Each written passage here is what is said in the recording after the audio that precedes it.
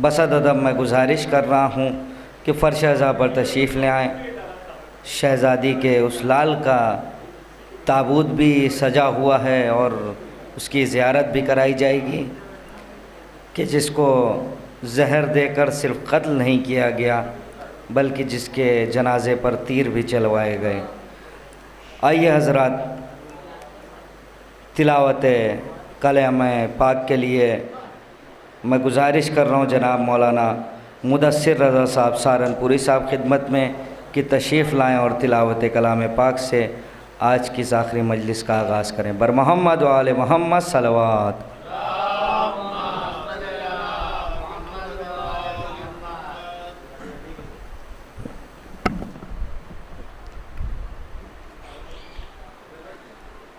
اعوذ باللہ من الشیطان الرجیم، بسم اللہ الرحمن الرحیم۔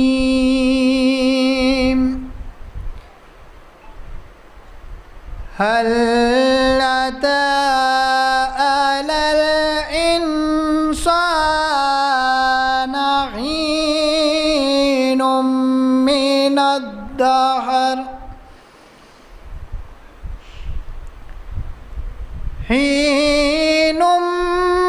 الدهر لم يكن شيئا مذكورا۔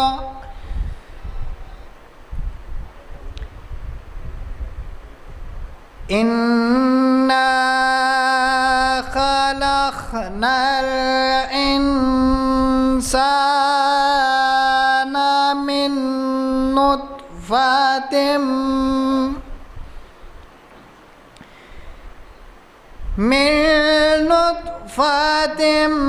أمشاج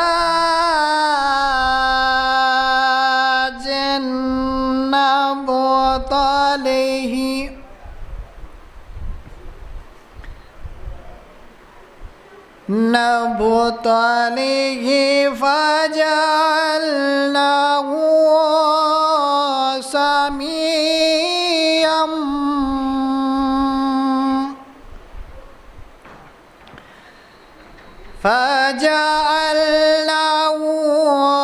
سميعا بصيرا۔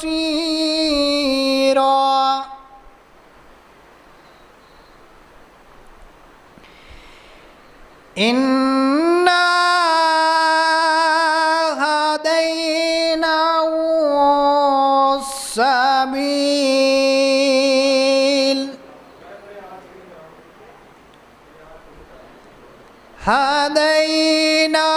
السبيل إما شاكرا وإما كفورا۔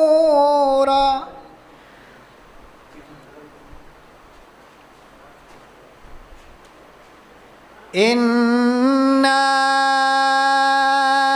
أعتدنا للكافرين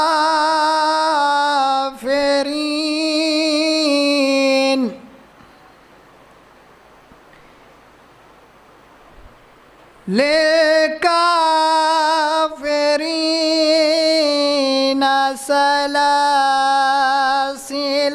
وأغلالا وسعيرا۔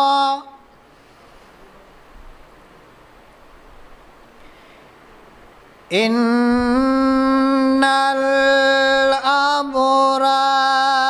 يشربون من كأس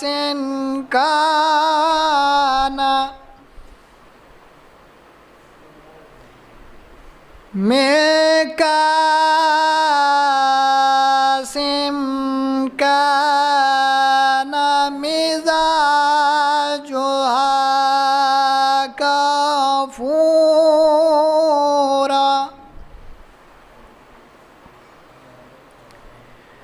عينا يشرب بها عباد الله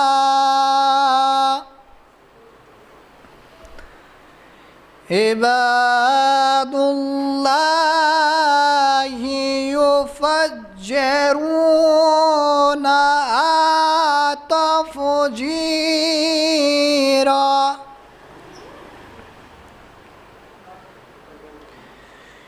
يوفون بالنذر ويخافون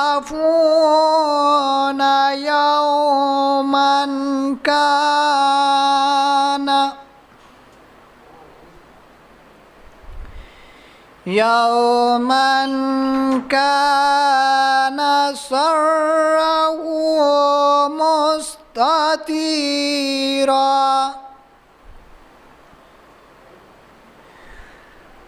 ويطعمون الطعام على حبه مسكينا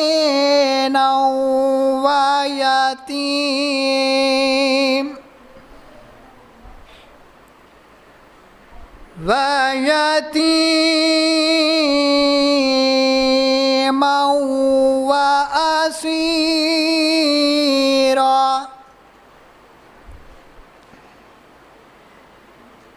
إنما نطعمكم لوجه الله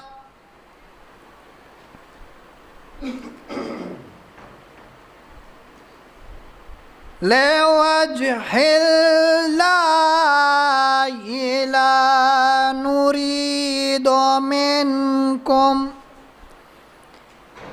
جزاء ولا شكورا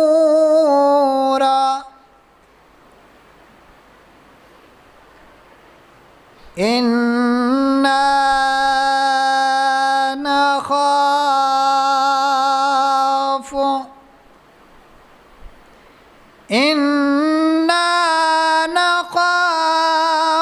من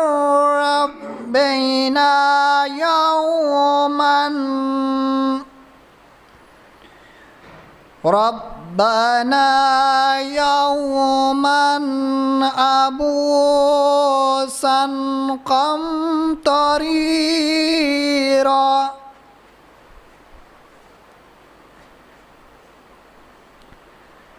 فوقاهم الله شر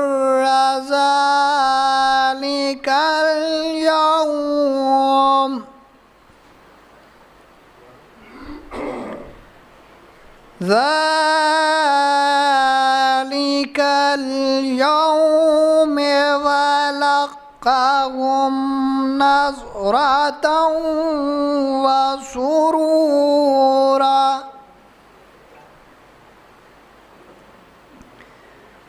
وجزاؤهم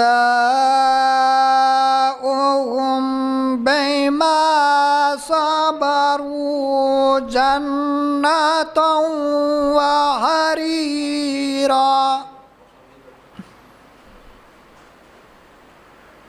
متكئين فيها على الأرائك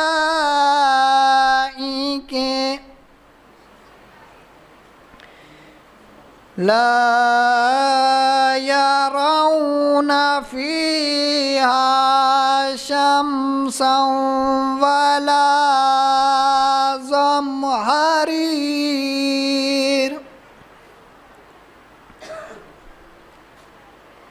ودانية عليهم ظلالها وظللت قطوفها تذليلا صدق الله العلي العظيم اللهم صل على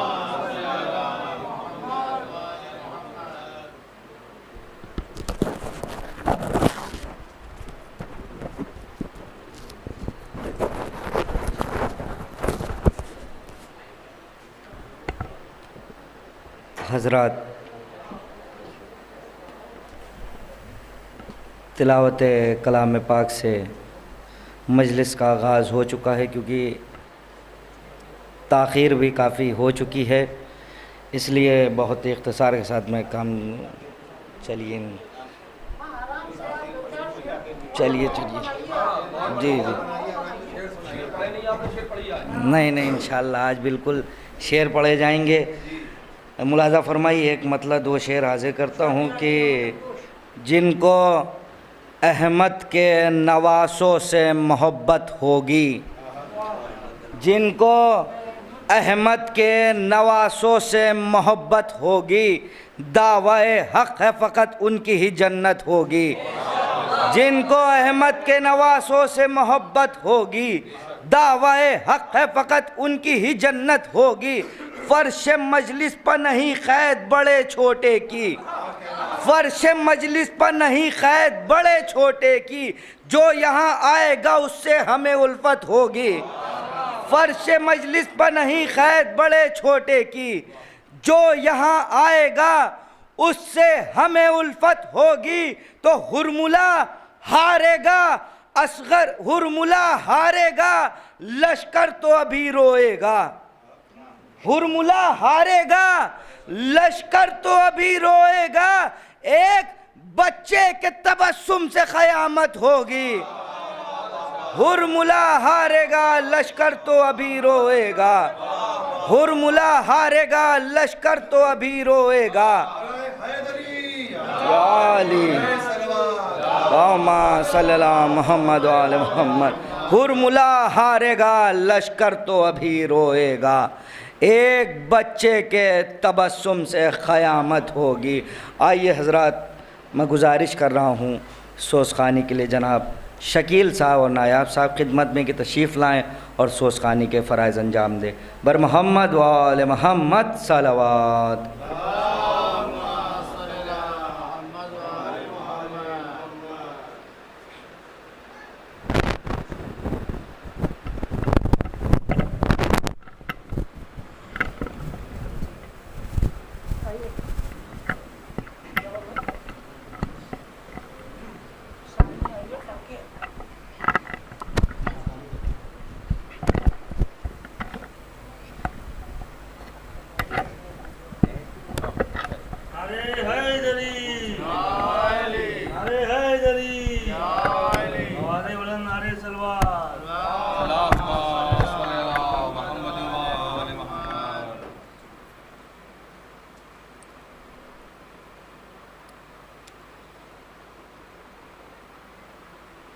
سرکار انیس علیہ رحمہ کی ایک قطع حاضر ہے،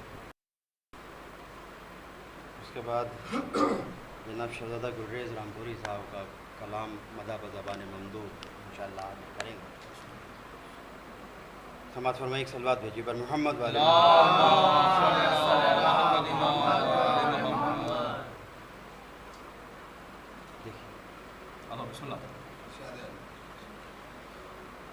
کوہنا لباس نان جوی،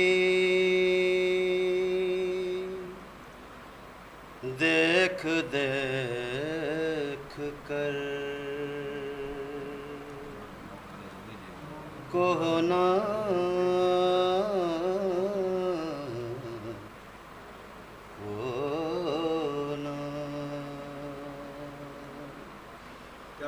کوہنا لباس نان جوی، دیکھ دیکھ کر مفلس نہ سمجھ لینا جناب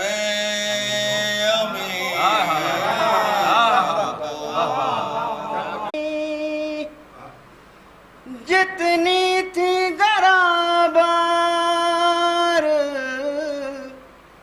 سلیمان کی حکومت،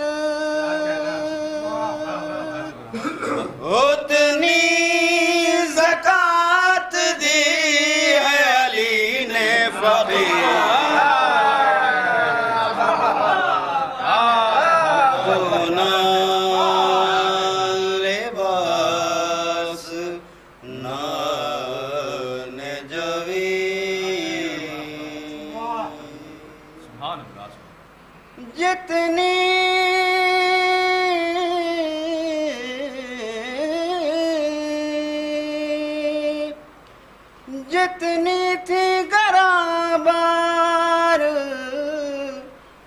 سلیمان کی حکومت اتنی زکوٰۃ دی ہے علی نے فقیر کو نہ لباس نہ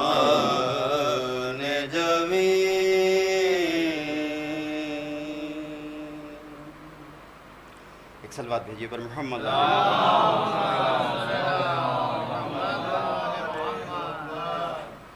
اجازت ہے ہمارے یاور بھائی کا قطع اور حاضر سماعت فرمائے ایک صلوات بھیجیے پر محمد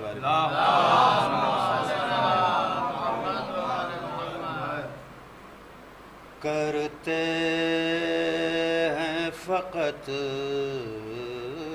حکم الہی وتوکل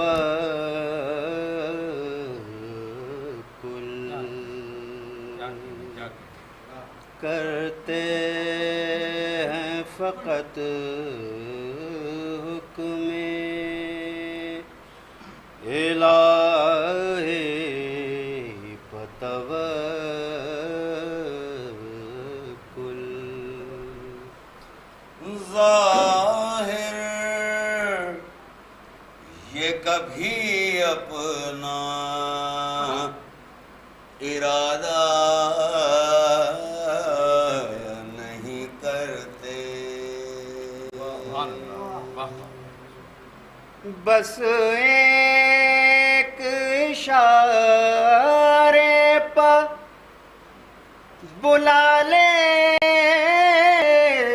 ہیں سورج بس ایک اشارے پر بلا لیتے ہیں سورج دو بار بڑے لوگ اشارہ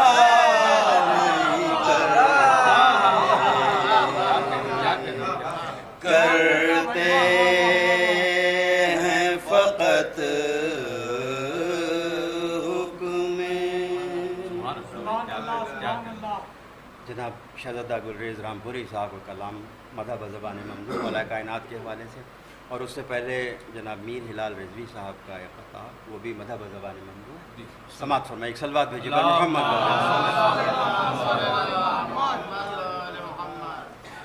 وجہ معبود ہوں اسلام کا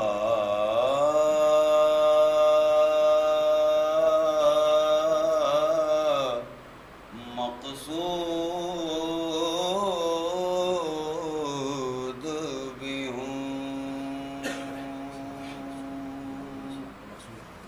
اور ولایت کے لیے شاہد و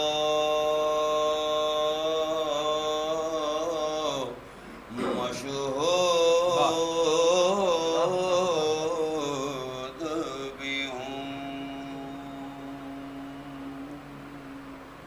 عقل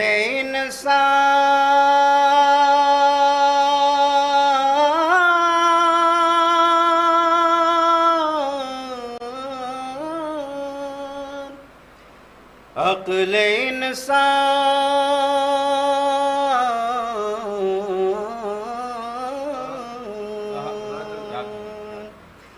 عقل انسان کے بس میں کہاں مجھ کو سمجھے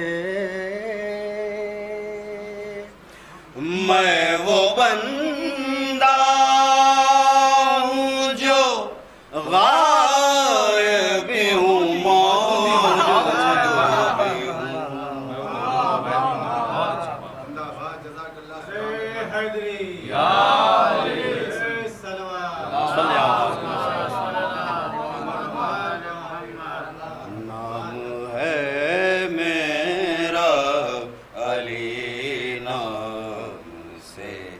پہلے میں تھا،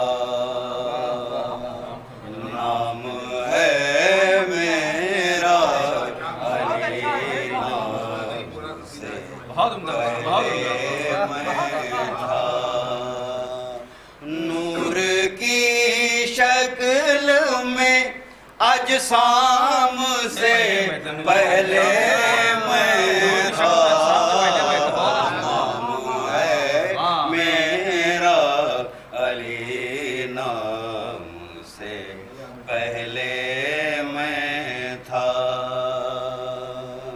میرے ان ہاتھوں نے آدم کو دیا ہے پے کر، میرے ان ہاتھوں نے آدم کو دیا ہے پے کر، ان کی تخلیق کے ہر کام سے پہلے میں تھا،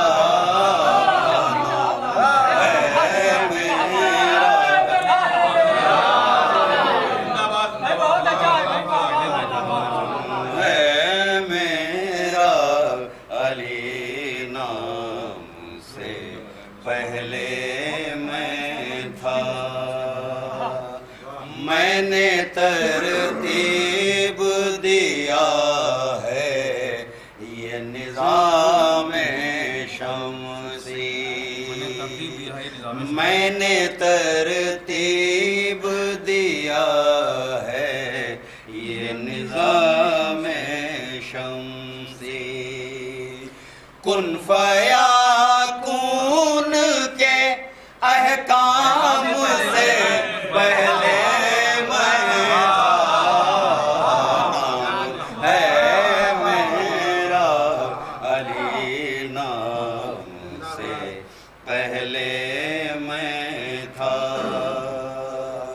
کہکشانے ہیں میری نقش کفِ پا کا غبار، کہکشانے ہیں میری نقش کفِ پا کا غبار، آسمانوں کے بھی اجرام سے پہلے میں تھا، نام ہے میرا علی، نام سے پہلے میں تھا،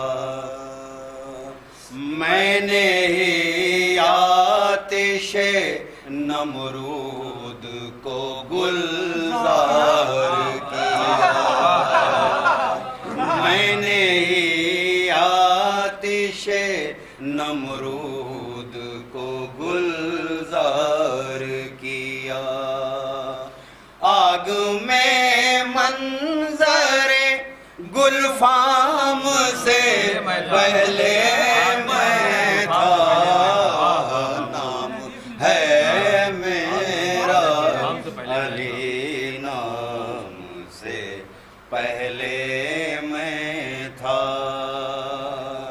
کشتی نوح بھی طوفان سے نکالی میں نے، کشتی نوح بھی طوفان سے نکالی میں نے، تندی سیل کے ہنگام سے پہلے میں تھا، نام ہے میرا علی، نام سے پہلے میں تھا، یہ دو شعر خاص طور سے سماعت کرو، میری تیغ نے مرحب کو کیا ہے فنا، میری تیغ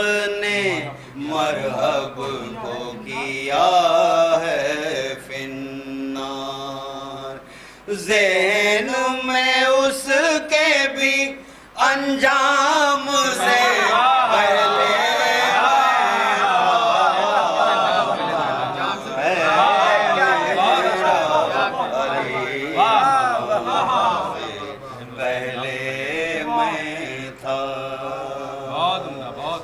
ذات بے سایہ کے ہمراہ تھا سائے کی طرح، ذات بے سایہ کے ہمراہ تھا سائے کی طرح، راہ معراج میں ہر گام سے پہلے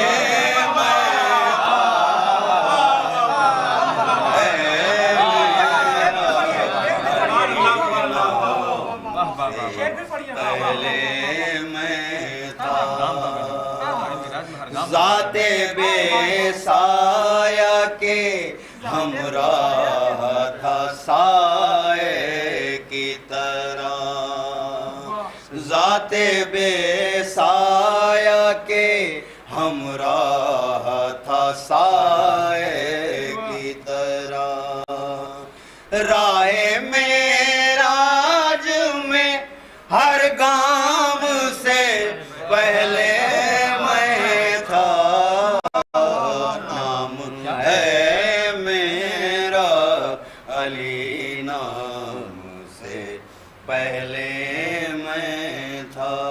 حاصل کلام شعر سنا۔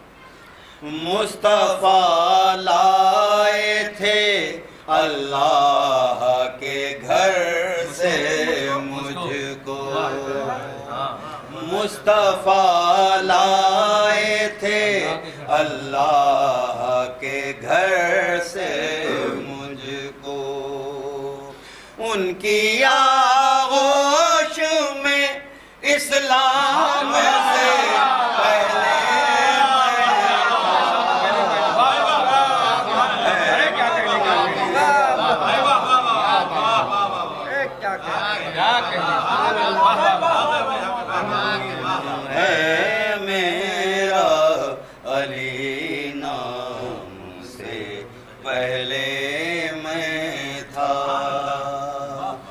مصطفیٰ لائے تھے اللہ کے گھر سے مجھ کو، مصطفیٰ لائے تھے اللہ کے گھر سے مجھ کو، ان کی آغوش میں اسلام سے پہلے میں تھا، نام ہے میرا علی، نام سے پہلے میں تھا۔ اللہ سبحان اللہ سبحان اللہ۔ فاتحہ۔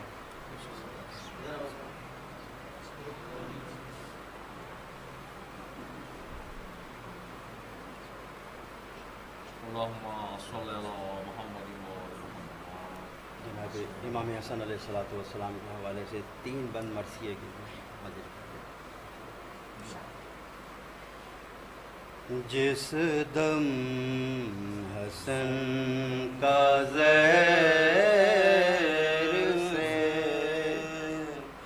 ٹکڑے جگر ہوا، پارا دل کا آہوں سے زیر و زبر ہوا، سم کا جو روح پاک پر ظاہر اثر ہوا،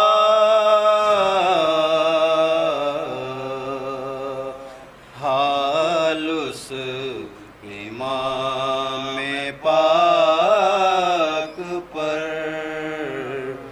اس دن دیگر ہوا، راحت میں فرق غم میں خلل ہوا،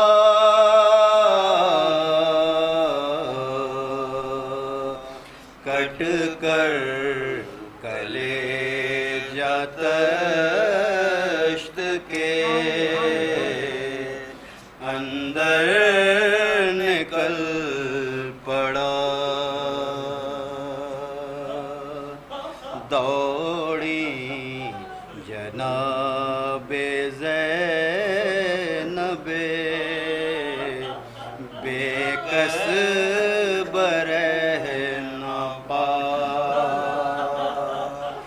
دیکھا کہ لوٹتے ہیں بچھونے پمجتبا، بولی سر کو پیٹ کے وہ غم کی مبتلا، ہے بہن نثار ہو، بھائی یہ کیا ہوا، کیا پھر کسی نے زہر تھے، حرم تھے، حرم جو ادھر ادھر بازو کو تھام لیتی تھی، کوئی تو کوئی سر، رہ کے فرمایا لاؤ تشت، ہوا زہر کا اثر،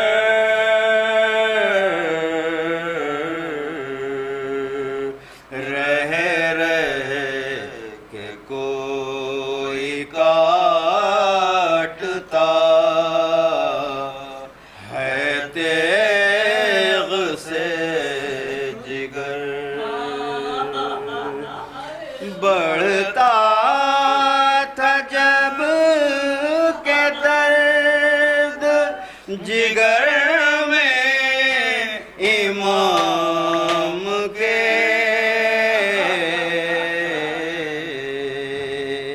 جھکتے تھے بار بار کلیجے کو تھام کے،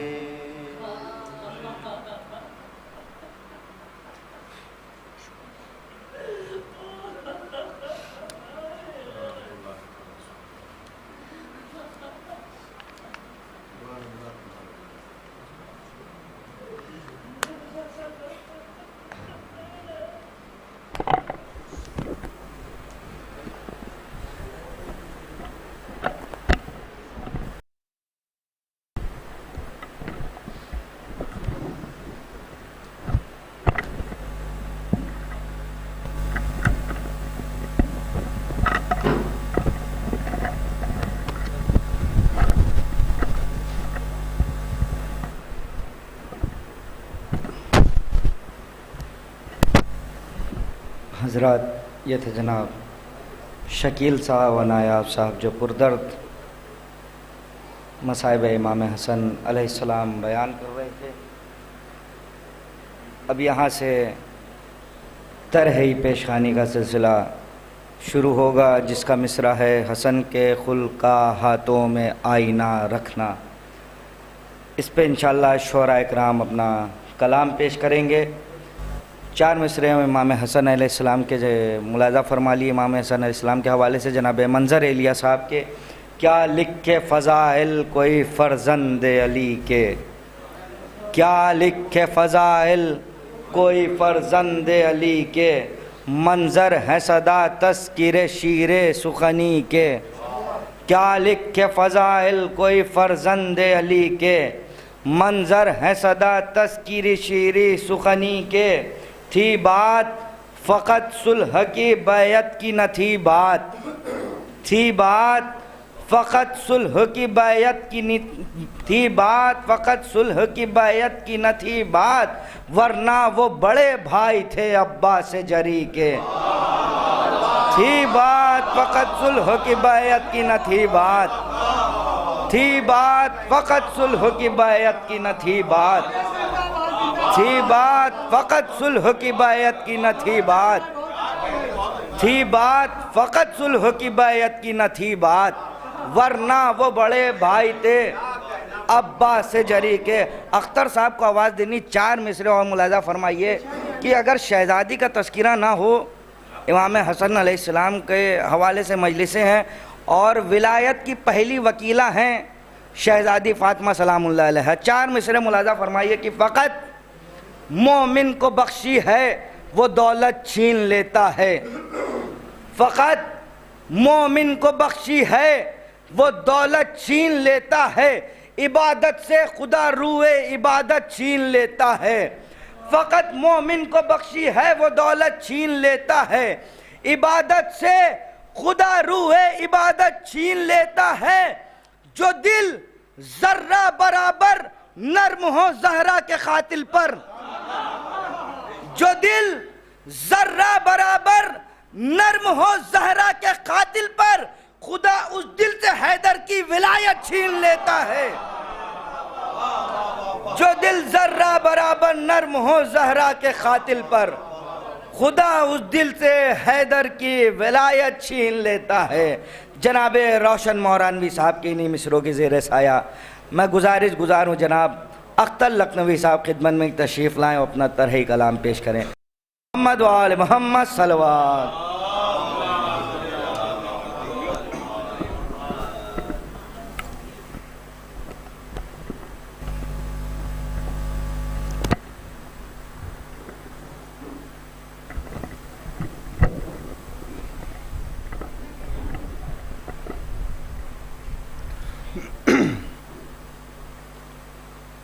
اللہم عذبہم عذابا یستغیث منہ اہل النار، آمین رب العالمین۔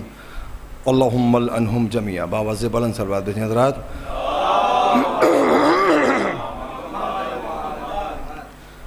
سب سے پہلے میں شکر گزار ہوں ہمارے انور بھائی کا کہ انہوں نے یہاں پہ مجھے پڑھنے کا موقع دیا، ورنہ یہ سب ساتھ کسی کو حاصل جلدی نہیں ہوتی ہے، اور ذہن بہت منتشر تھا۔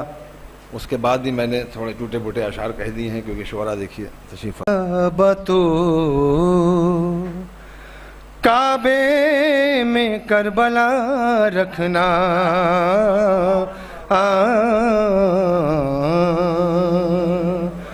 یہ دل ہے کعبہ تو،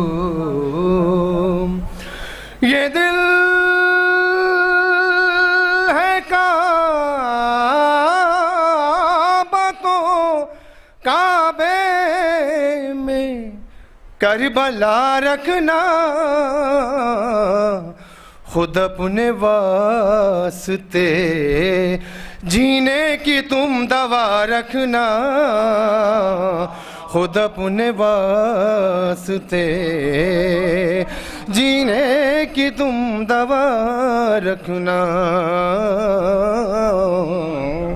حسن مطلب بھی دیکھیں، ادب سے شاہ شہیداں کا تعزیہ رکھنا،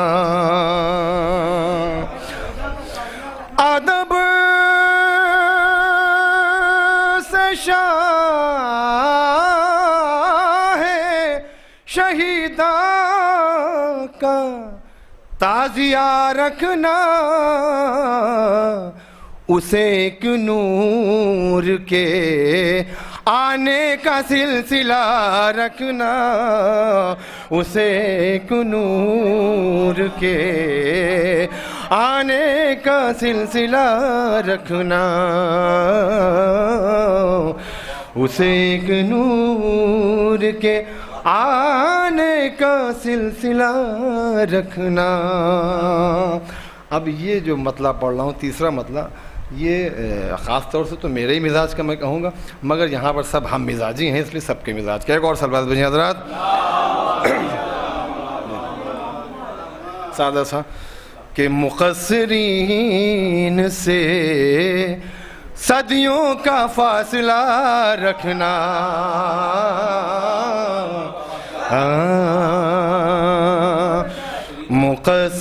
مقصرین سے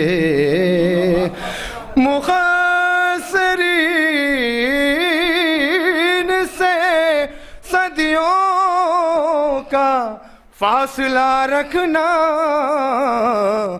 منافقین کو پاؤں تلے دبا رکھنا، منافقین کو پاؤں تلے دبا،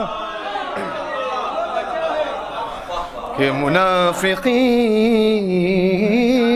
کو پاؤں تلے دبا رکھنا،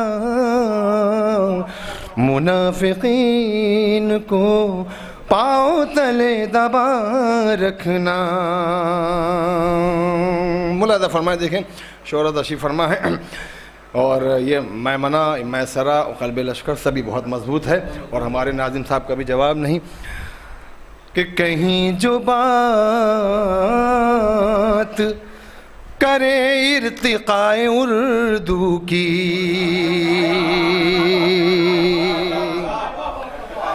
ملاحظہ فرمائیں دوسرا مصرع بھی، کہیں جو بات کرے ارتقاء اردو کی، تم اس کے سامنے اردو کا مرثیہ رکھنا، تم اس کے سامنے اردو کا مرثیہ رکھنا،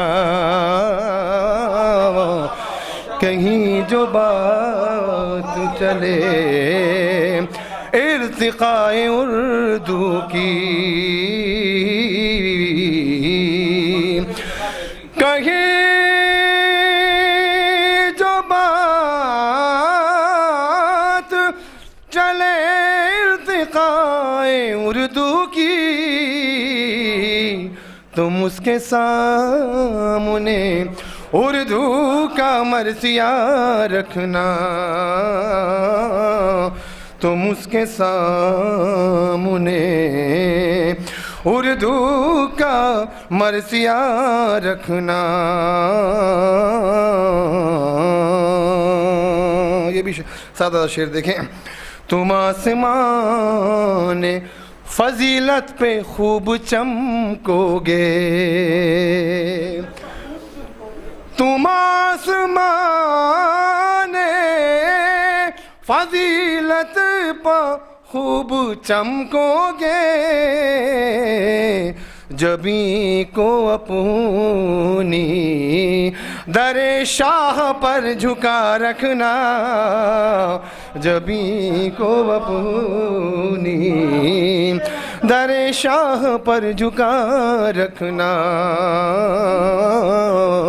آپ شعر دیکھیں، ملاحظہ فرمائیں، دیکھیں اسد بھائی جاور صاحب کہ کبھی عقیدے کی غربت نہ پاس آئے گی، کبھی عقیدے کی غربت نہ پاس آئے گی، کبھی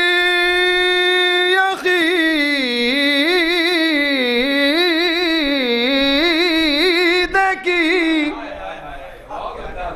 دیکھیے ہمارے میسرہ میں جو ہے وہ کلاسیکل لوگ بیٹھے ہوئے ہیں، یہ بھی ضروری تھا کہ کبھی عقیدے کی غربت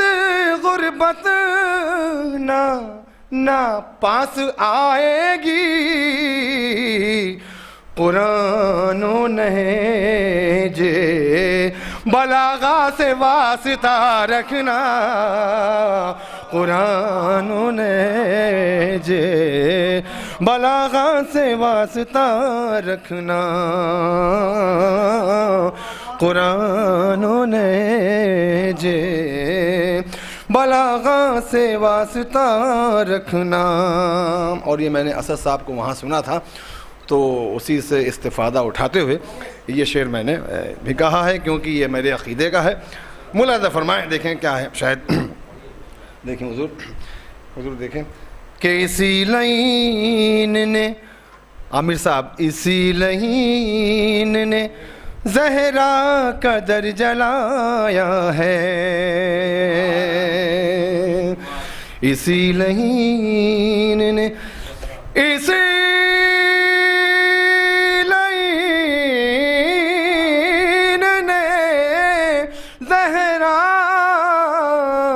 قدر جلایا ہے. تم اپنی لعنت اول میں دوسرا رکھنا, تم اپنی لعنت اول میں دوسرا رکھنا, تم اپنی لعنت جزاک اللہ اول میں بھرو ملانا دیش میں.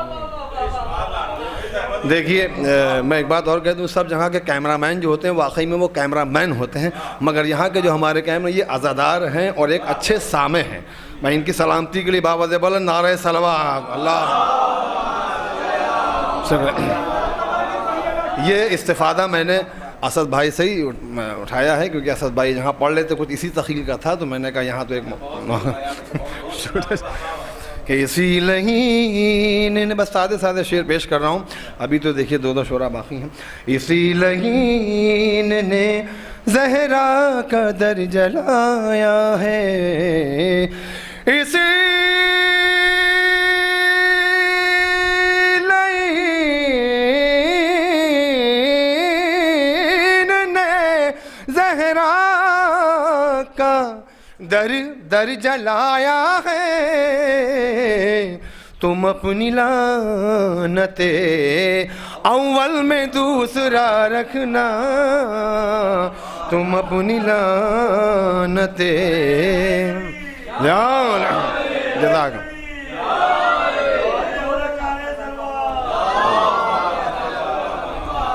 اور ہاں بے شک پشتے لشکر تو ہے ہی ہے, وہ تو ان سے تو بیکنگ مل رہی ہے بھائی. تم اپنی لعنت, کیونکہ آج کل تم اپنی لعنت اول میں دوسرا رکھنا.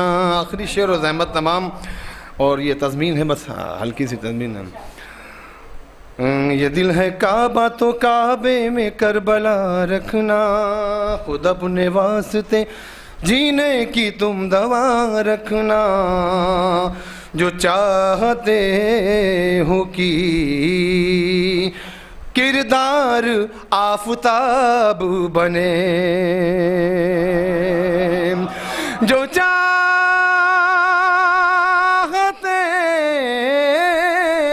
ہو کی کردار آفتاب بنے, حسن کے خلق کا ہاتھوں میں آئینہ رکھنا, حسن کے خلق کا ہاتھوں میں آئینہ رکھنا.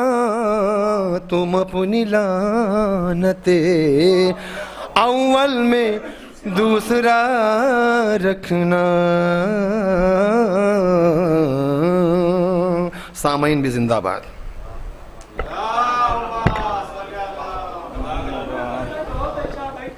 حضرات جناب اختر لکھنوی صاحب جو بہترین کلام اپنے مزاج کے ساتھ بھی پیش کر رہے تھے.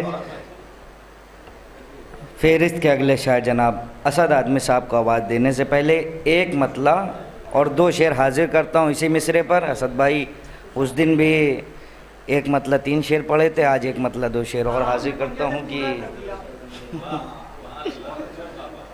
کہ ہمیشہ آل محمد سے رابطہ رکھنا, ہمیشہ آل محمد سے رابطہ رکھنا, مزاج اپنا ہر انسان سے جدا رکھنا, مزاج اپنا ہر انسان سے جدا رکھنا، ارادہ دوستی کرنے کا ہو کسی سے اگر، ارادہ دوستی کرنے کا ہو کسی سے اگر، حبیب ابن مظاہر سا حوصلہ رکھنا، حبیب ابن مظاہر سا حوصلہ رکھنا۔ اب یہ شعر بھی ملاحظہ فرما لیجئے، اس دن بھی پڑھا تھا، آج پھر پڑھ دے رہا ہوں یاور صاحب کی موجودگی میں، اختر بھائی موجودگی میں۔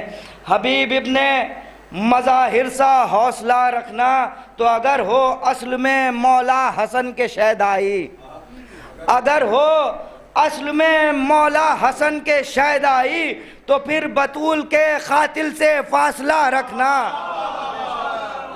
اگر ہو اصل میں مولا حسن کے شیدائی، تو پھر بطول کے قاتل سے فاصلہ رکھنا۔ آئیے حضرات انہی مصروں کے زیر سایہ میں گزارش کروں جناب اسد اعظمی صاحب کی خدمت میں تشریف لائیں۔ بر محمد و آل محمد صلوات۔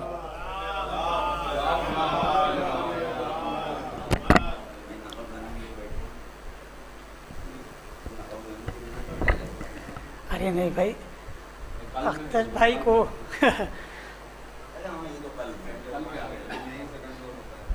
ایک دو مطلع اور 3-4 شعر کی زحمت سماعت فرمائیں گے کہ غزل میں اور قصیدے میں فاصلہ رکھنا، غزل میں اور سامنے آئیں، غزل میں اور قصیدے میں فاصلہ رکھنا، نظر کے سامنے عصمت کا دائرہ رکھنا، نظر کے سامنے غزل میں اور غزل میں اور قصیدے میں فاصلہ رکھنا، نظر کے سامنے عصمت کا دائرہ رکھنا، اور انور بھائی کے حسن کی بزم میں شامل یوں کربلا رکھنا، حسن کی بزم میں شامل یوں کربلا رکھنا، حسن ردیف میں قاسم کا قافیہ رکھنا،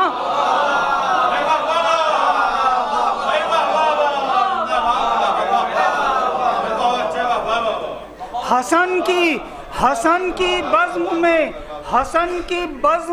شامل یوں کربلا رکھنا، حسن کی بزم میں شامل یوں کربلا رکھنا، حسن ردیف میں قاسم کا قافیہ رکھنا، حسن ردیف میں قاسم کا قافیہ رکھنا، اور اگر کہیں پہ ہواؤں کا رخ بدلتا ہے، اگر کہیں پہ ہواؤں کا رخ بدلتا ہے، تو حادثات سے لڑنے کا حوصلہ رکھنا، تو حادثات سے لڑنے کا حوصلہ رکھنا۔ یہاں سے امام حسن کے تسلسل سے شعر کے اگر اندھیروں میں رہنا ہے روشنی بن کر، اگر اندھیروں میں رہنا ہے روشنی بن کر، در علی کے چراغوں سے رابطہ رکھنا،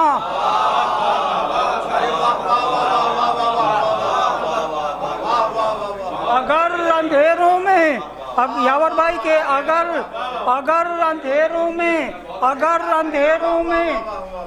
اندھیروں میں رہنا ہے روشنی بن کر، در علی کے چراغوں سے رابطہ رکھنا، اور حسن کی صلح بھی کرتی وہاں جہاد حسین، حسن کی صلح بھی کرتی وہاں جہاد حسین، ہمیشہ یاد یہ منطق یہ فلسفہ رکھنا، ہمیشہ یاد حسن کی صلح بھی کرتی وہاں جہاد حسین، ہمیشہ یاد یہ منطق یہ فلسفہ رکھنا، اور یاور بھائی کے کمال فضل و شرف کی کہیں جو بات چلے، کمال فضل و شرف کی کہیں جو بات چلے، تو جو کی روٹی کا روزے میں واقعہ رکھنا، تو جو کی روٹی کا روزے میں واقعہ رکھنا، اور حسن کے خلق پہ کرنا ہے تذکرہ تم کو، حسن کے خلق پہ کرنا ہے تذکرہ تم کو، نظر کے سامنے ان کا مباہلہ رکھنا، نظر کے سامنے نظر کے سامنے ان کا مباہلہ رکھنا اور دل و دماغ میں رکھ کر حسین کی صورت، دل و دماغ میں رکھ کر حسین کی صورت، حسن کے خلق کا ہاتھوں میں آئینہ رکھنا،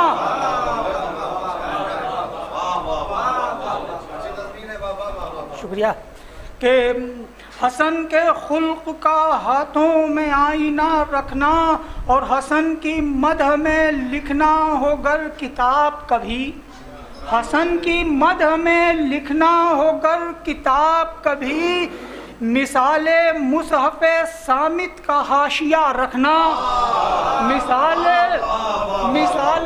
مصحف صامت کا حاشیہ رکھنا۔ اور شعر کو سماعت فرمائیں گے آج کے ماحول کو نظر میں رکھتے ہوئے۔ یہ ان کا حسن تدبر ہے ورنہ مشکل ہے، یہ ان کا حسن تدبر ہے ورنہ مشکل ہے، کسی سے صلح میں بھی اپنا دبدبہ رکھنا۔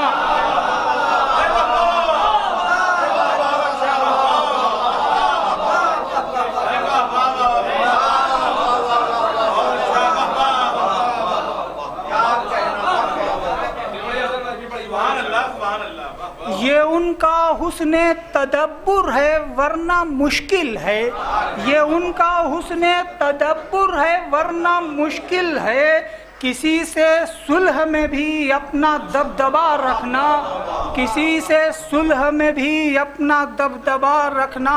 اور مقطع سماعت فرما لیں کہ غدیر خم ہے وطن گھر ہے کربلا اس کا، غدیر خم ہے وطن گھر ہے کربلا اس کا، اسد کا یاد ہمیشہ یہی پتہ رکھنا، اسد کا یاد ہمیشہ یہی پتہ رکھنا، کہ غدیر خم ہے وطن گھر ہے کربلا اس کا، غدیر خم ہے وطن گھر ہے کربلا اس کا، غدیر خم ہے وطن گھر ہے کربلا اس کا، اسد کا یاد ہمیشہ یہی پتہ رکھنا، کہ غدیر خم ہے وطن گھر ہے کربلا اس کا، غدیر خم ہے یا اور بھائی کہ غدیر خم ہے وطن گھر ہے کربلا اس کا، اسد کا یاد ہمیشہ یہی پتہ رکھنا، اسد کا یاد ہمیشہ یہی پتہ رکھنا، کہ حسن کی بزم میں شامل یوں کربلا رکھنا، حسن کی بزم میں شامل یوں کربلا رکھنا، حسن ردیف میں قاسم کا قافیہ رکھنا، حسن ردیف میں قاسم کا قافیہ رکھنا۔ شکریہ۔ حضرات تھے جناب اسد عظیم صاحب جو بہترین کلام آپ کے حوالے کر رہے تھے اور محظوظ ہو رہے تھے۔ ایک مطلع 2 شعر حاضر کرتا ہوں آخری میں، اس کے بعد فہرست کے آخری شاعر جناب یاور الناوی صاحب آپ کے حوالے۔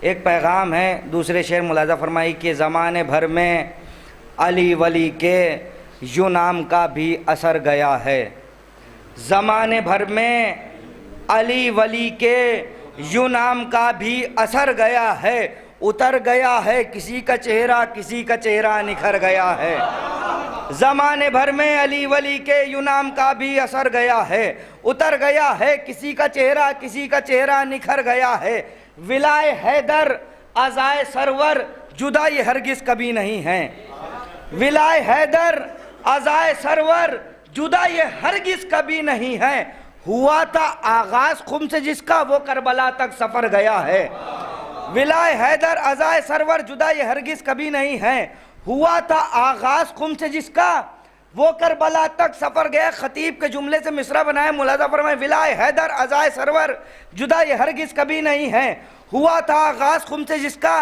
وہ کربلا تک سفر گیا ہے، تمہاری مجلس ہماری مجلس تمہارا ماتم ہمارا ماتم، تمہاری مجلس ہماری مجلس تمہارا ماتم ہمارا ماتم، عزا میں کرتا ہے وہ سیاست ضمیر جس کا بھی مر گیا ہے،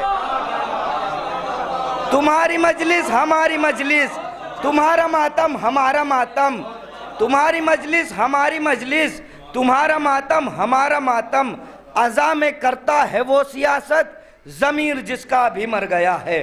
آئیے حضرات پھر اس کے آخری شعر جناب محترم یاور الناوی صاحب خدمت میں گزار ہوں کہ تشریف لائیں، اپنے طرح کرام سے مومنین کے قلوب کو منور کریں۔ بر محمد وآل محمد صلوات۔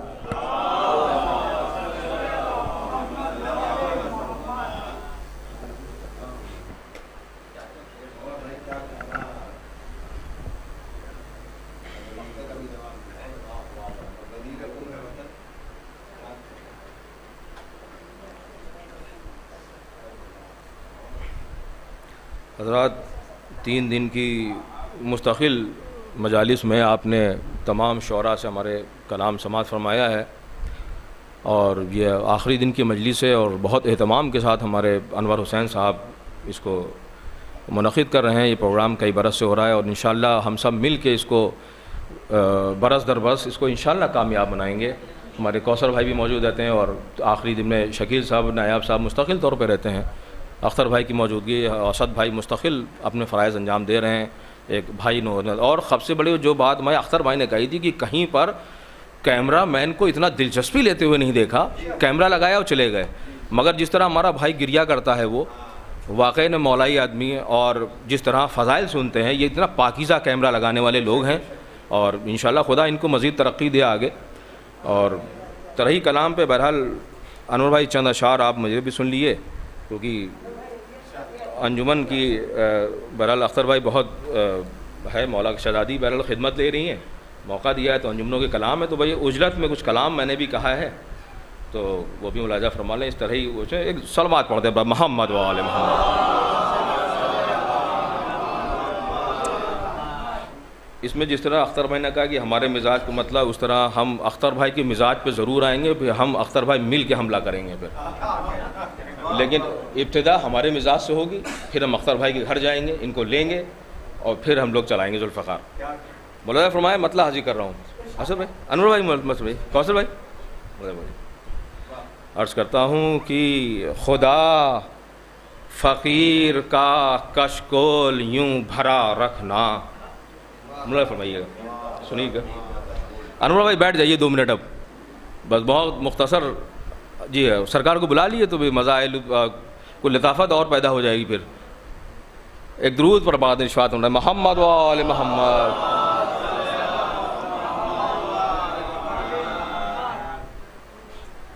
بدلے گا مزاج، دیکھیے گا ہمارا، عرض کرتا ہوں۔ مولانا فرمائیے گا صاحب، عرض کرتا ہوں حسن کے خلق کا ہاتھوں میں آئینہ رکھنا، مطلب حاضر کر رہا ہوں۔ مولانا فرمائے کہ خدا فقیر کا کشکول یوں بھرا رکھنا۔ اختر بھائی مصرع سنیے گا۔ خدا فقیر کا کشکول یوں بھرا رکھنا۔ اسد بھائی مصرع ہے کہ خدا فقیر کا کشکول یوں بھرا رکھنا، سخن کی مشق میں لفظوں کی القمہ رکھنا۔ سنیے انور بھائی، مولانا فرمائیے آدھا ورڈ۔ خدا فقیر کا، سنیے، کشکول یوں بھرا رکھنا، سخن کی مشق میں لفظوں کی القمہ رکھنا۔ آدھا ورڈ۔ خدا فقیر کا کشکول یوں بھرا رکھنا، سخن کی مشق میں لفظوں کی القمہ رکھنا۔ مولانا فرمایا کہ حسن کی مدح کا معیار یہ بنا رکھنا، حسن کی مدح کا معیار یہ بنا رکھنا، لباس فکر کو بہر ثنا ہرا رکھنا۔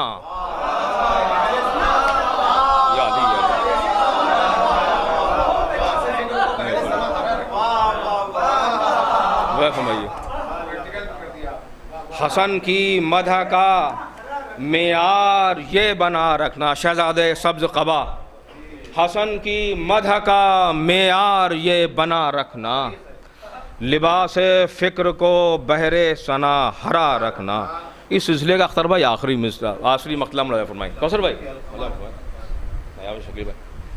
خدا چراغ محبت کی لو بڑھا رکھنا، خدا چراغ محبت کی لو بڑھا رکھنا، جو موت سے بھی نہ ٹوٹے وہ سلسلہ رکھنا،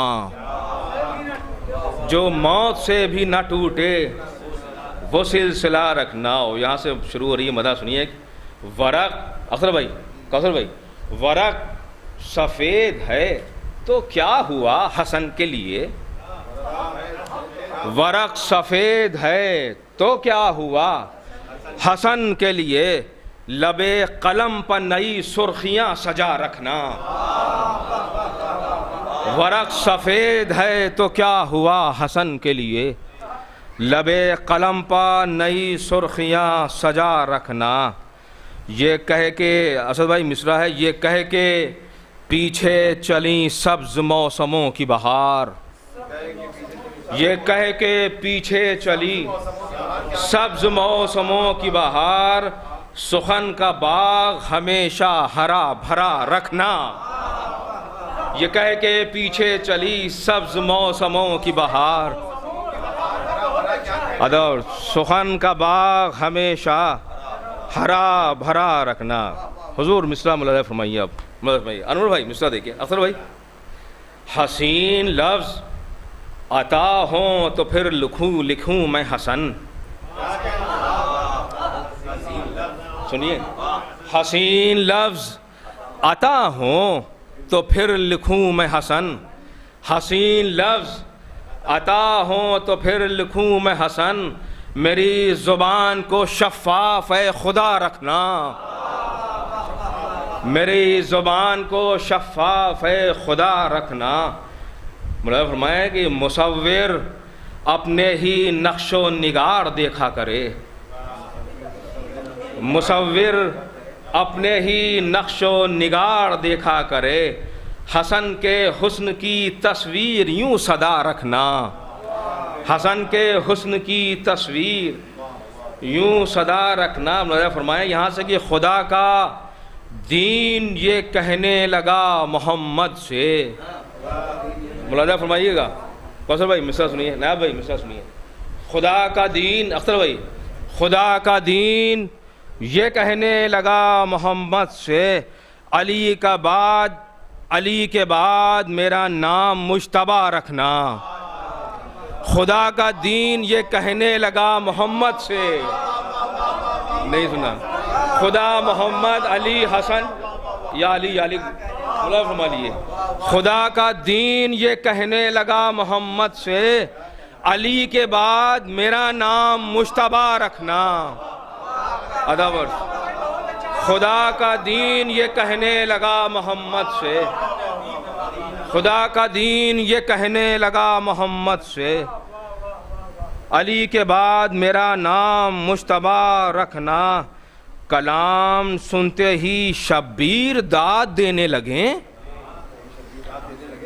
کلام سنتے ہی شبیر داد دینے لگے، سجا کے ہونٹوں پر شبر کی یوں ثنا رکھنا، سجا کے ہونٹوں پر شبر کی یوں ثنا رکھنا. مولانا فرمائیں آپ نے ایک حاشیہ باندھا ہے قافیہ. اختر بھائی سنیے حاشیہ کیسے بندھا گیا ہے.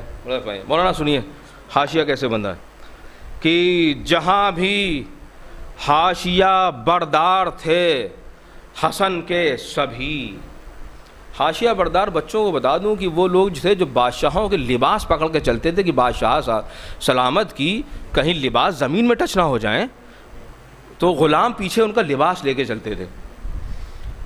وہاں پہ حاشیہ بردار تھے حسن کے سبھی، وہاں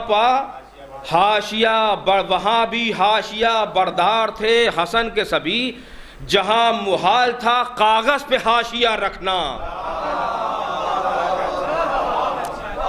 وہاں بھی حاشیہ بردار تھے حسن کے سبھی، جہاں محال تھا کاغذ پہ حاشیہ رکھنا. جہاں محال تھا کاغذ پہ حاشیہ رکھنا.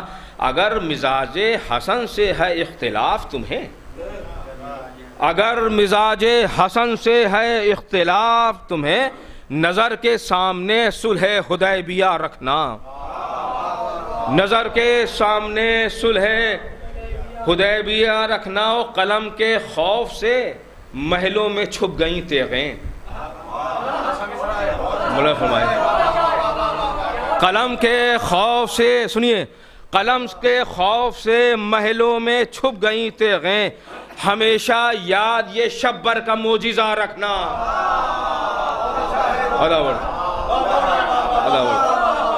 ہمیشہ قلم کے خوف سے محلوں میں چھپ گئیں تیغیں، قلم کے خوف سے محلوں میں چھپ گئیں تیغیں، ہمیشہ یاد یہ شبر کا معجزہ رکھنا۔ اب ملاحظہ فرمانا خاص طور سے سبھی مومنین ہیں، ہمارے خاص طور سے اختر بھائی اب آپ کے ساتھ یہ شعر مل کے سنائیں گے، ملاحظہ فرمائیے گا، کوثر بھائی ملاحظہ فرمائیے گا، مولانا سنیے، اسد بھائی سنیے، بھائی اختر بھائی کو شامل کر کے، ہمیشہ یاد قلم کے خوف سے محلوں میں چھپ گئیں تیغیں، ہمیشہ یاد یہ شبر کا معجزہ رکھنا، ملاحظہ فرمائیے اختر بھائی۔ لغت میں لفظ منافق کو جب بدلنا ہو، لغت میں لفظ منافق کو جب بدلنا ہو تو پھر بدل کے وہاں پر معاویہ رکھنا،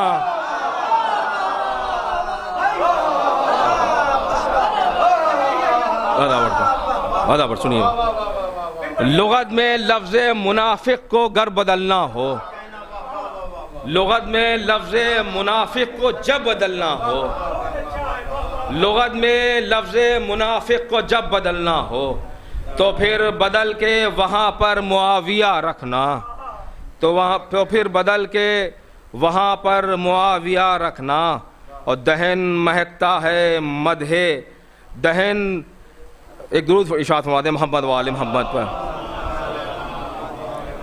بھائی آخری شعر اور تضمین سن لیے، انور بھائی آخری شعر سنیے، یہ کام آپ کو انور دیا ہے زہرا نے،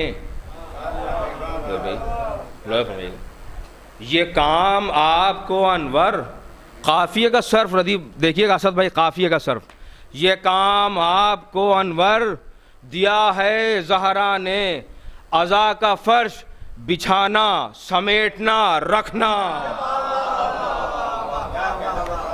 یہ کام آپ کو انور دیا ہے زہرا نے، عزا کا فرش بچھانا سمیٹنا رکھنا، بڑا فرمائے عزا کا فرش بچھانا سمیٹنا رکھنا۔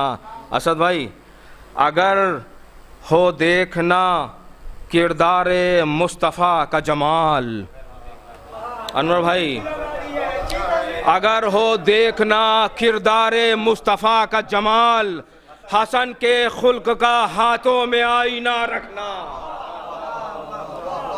اگر ہو دیکھنا کردار مصطفیٰ کا جمال، اگر ہو دیکھنا کردار مصطفیٰ کا جمال، حسن کے خلق کا ہاتھوں میں آئینہ رکھنا۔ مقطع ملاحظہ فرما لیں انور بھائی، نائب بھائی، شکیل بھائی، مقطع کوثر بھائی، عرض کرتا ہوں کہ جہاں وہاں بھی ملاحظہ فرمائے کہ اگر امام حسن کی ثنا ہے تو یاور، بھائی کیمرہ آپ ملاحظہ فرمائیے گا، آپ کے نام سے سونو بھائی سنیے، اگر امام حسن کی ثنا ہے تو یاور، لب ردیف پر جائز ہے قافیہ رکھنا، اگر امام حسن کی ثنا ہے تو یاور، لب ردیف پر جائز ہے قافیہ رکھنا، لب ردیف پر جائز ہے قافیہ رکھنا۔ میں فرمایا کہ خدا فقیر کا کشکول یوں بھرا رکھنا، سخن کی مشق میں لفظوں کی القما رکھنا، حسن کی مدح کا معیار یہ بنا رکھنا، لباس فکر کو بہر ثنا ہرا رکھنا، جی لباس فکر کو بہر ثنا ہرا رکھنا، لغت میں لفظ منافق کو جب بدلنا ہو، لغت میں لفظ منافق کو جب بدلنا ہو، لغت میں لفظ منافق کو جب بدلنا ہو تو پھر بدل کے وہاں پر معاویہ رکھنا، تو پھر بدل کے وہاں پر معاویہ رکھنا۔ بہت شکریہ ادا بہت شکریہ۔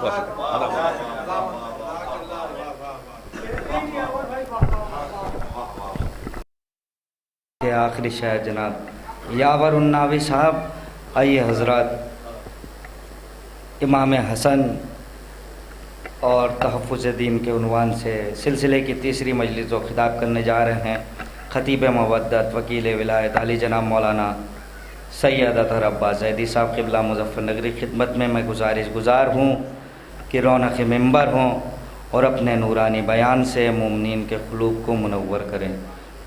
پر محمد و آل محمد صلوات۔ مجلس کے فوراً بعد تابوت برآمد ہوگا، اس کے ہمراہ انجمن سپاہ ابال نوحہ ماتم کے ذریعے شہزادے کو ان کے لال کا پرسہ پیش کرے گی۔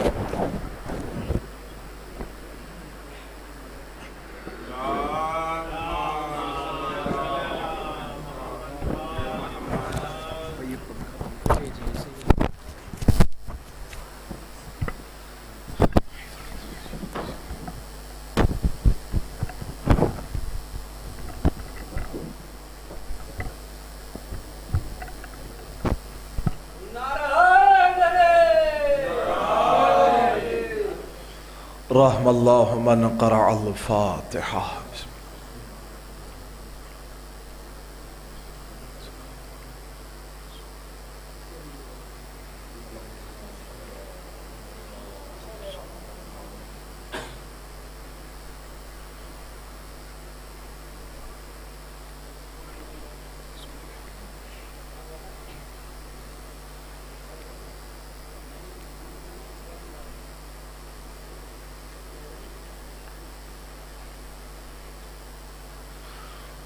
ایک مرتبہ سورہ حمد اور 3 مرتبہ سورہ اخلاص کی تلاوت فرما کر مرد مومن مرحوم و مغفور شاہد حسین ابن نصیر حسین کی روحین کو اصحال فرمائیں۔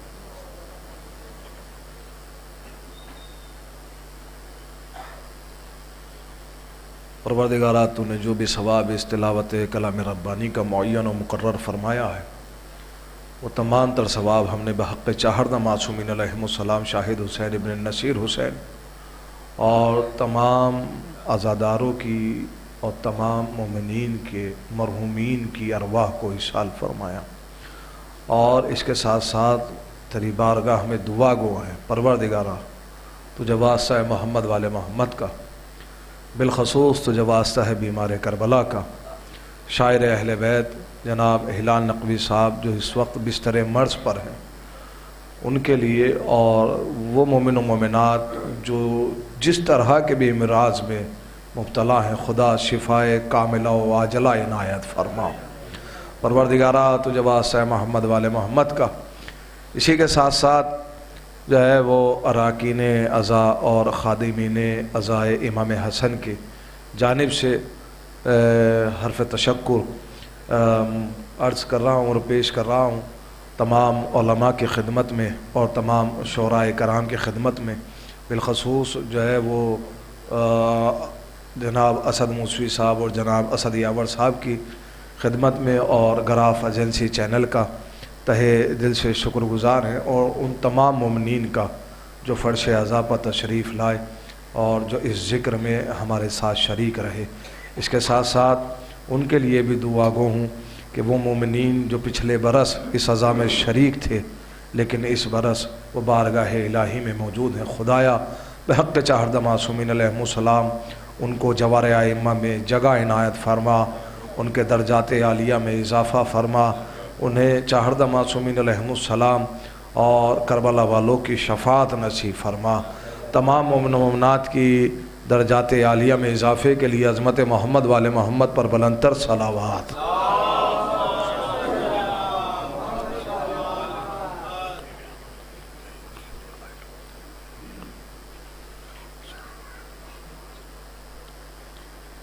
ماشاء اللہ لا حول ولا قوة الا باللہ العلی العظیم۔ اعوذ باللہ من الشیطان اللعین الرجیم۔ بسم اللہ الرحمن الرحیم۔ الحمدللہ الذی من شرح صدورنا بمحبت رسولہ المصطفیٰ خاتم النبیین وطہر قلوبنا بولایت ولیہ صالح المومنین سادات الخلق الاجمعین ونجوم سماع المعارف والیقین والصلاة والسلام وتحیت والاکرام مولا و مولا الثقلین محبوب رب المشرقین والمغربین جد الحسن والحسین ابی الزہراء و ابی القاسم محمد المصطفیٰ اہل بیت الطیبین الطاہرین المعصومین المظلومین والمنتخبین المنتجبین ولعنت اللہ علی اعدائہم اجمعین والغاصبین والمنافقین والکافرین والکاذبین والظالمین من یومنا ھذا الی یوم الدین اما بعد فقد قال اللہ تبارک و تعالی فی کتابہ مبین واصدق الصادقین وقولہ الحق۔ بسم اللہ الرحمن الرحیم۔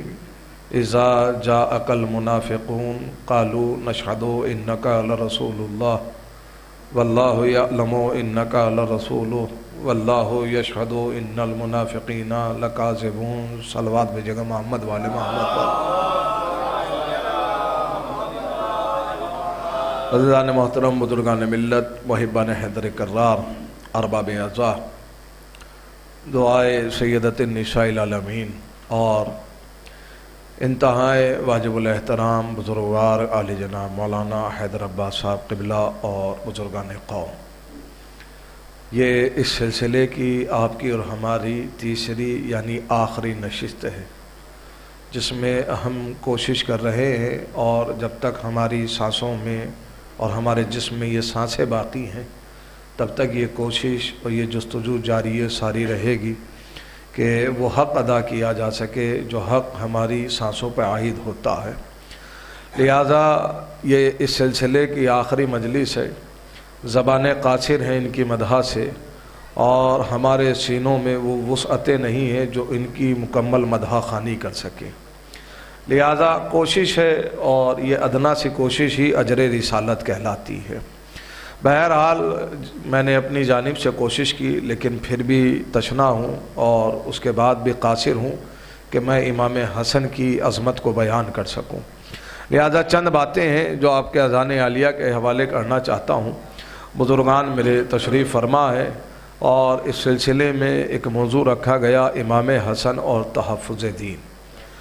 اب یہ ایک عجیب مسئلہ ہے، میں نے پہلے ہی مجلس میں بیان کیا تھا کہ امامت نے جو تحفظ کیا ہے وہ کافرین کا مرحلہ نہیں تھا بلکہ منافقین کا مرحلہ تھا، جس سے دین کی حفاظت کرنا تھی، اور جتنا بڑا خطرہ دین کو منافقین سے ہے وہ کائنات میں کسی بھی دشمن سے اتنا خطرہ نہیں ہے، اس لیے کہ مد مقابل کا جو دشمن ہوتا ہے اس سے لڑا جا سکتا ہے، لیکن وہ جو صفوں میں بیٹھا ہوا ہو، وہ جو تمہاری نشستوں میں بیٹھا ہو، جو تمہارا لباس پہن کر آیا ہو، اس کا مقابلہ کرنا آسان نہیں ہوتا ہے۔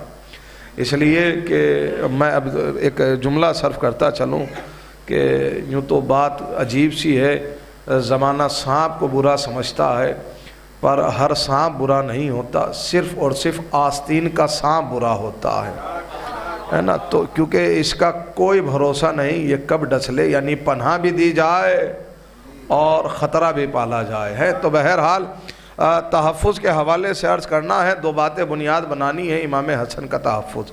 وہ جو میں نے کل بھی بیان کیا تھا، جو صلح نامہ کے شرائط لکھے گئے تھے وہ شرائط نہیں تھے، حقیقت میں تحفظ دین تھا، جس میں پہلی شرط یہ لکھی گئی تھی کہ تم جو ہے وہ قرآن اور سنت پر عمل کرو گے. یعنی سنت کو اور قرآن کو قائم کرنا خود تحفظ دین کہلاتا ہے. لیکن ایک زاویے سے میں اور پڑھانا چاہتا ہوں کہ دین کا تحفظ کیا ہے. اس کیفیت کو خدا میرے الفاظوں کو توفیق عطا فرمائے کہ جو ڈیفینیشن ہمارے یہاں دین کی ہے وہ ایک نظام کی ہے، وہ ایک سسٹم کی ہے، ایک مذہب کی ہے.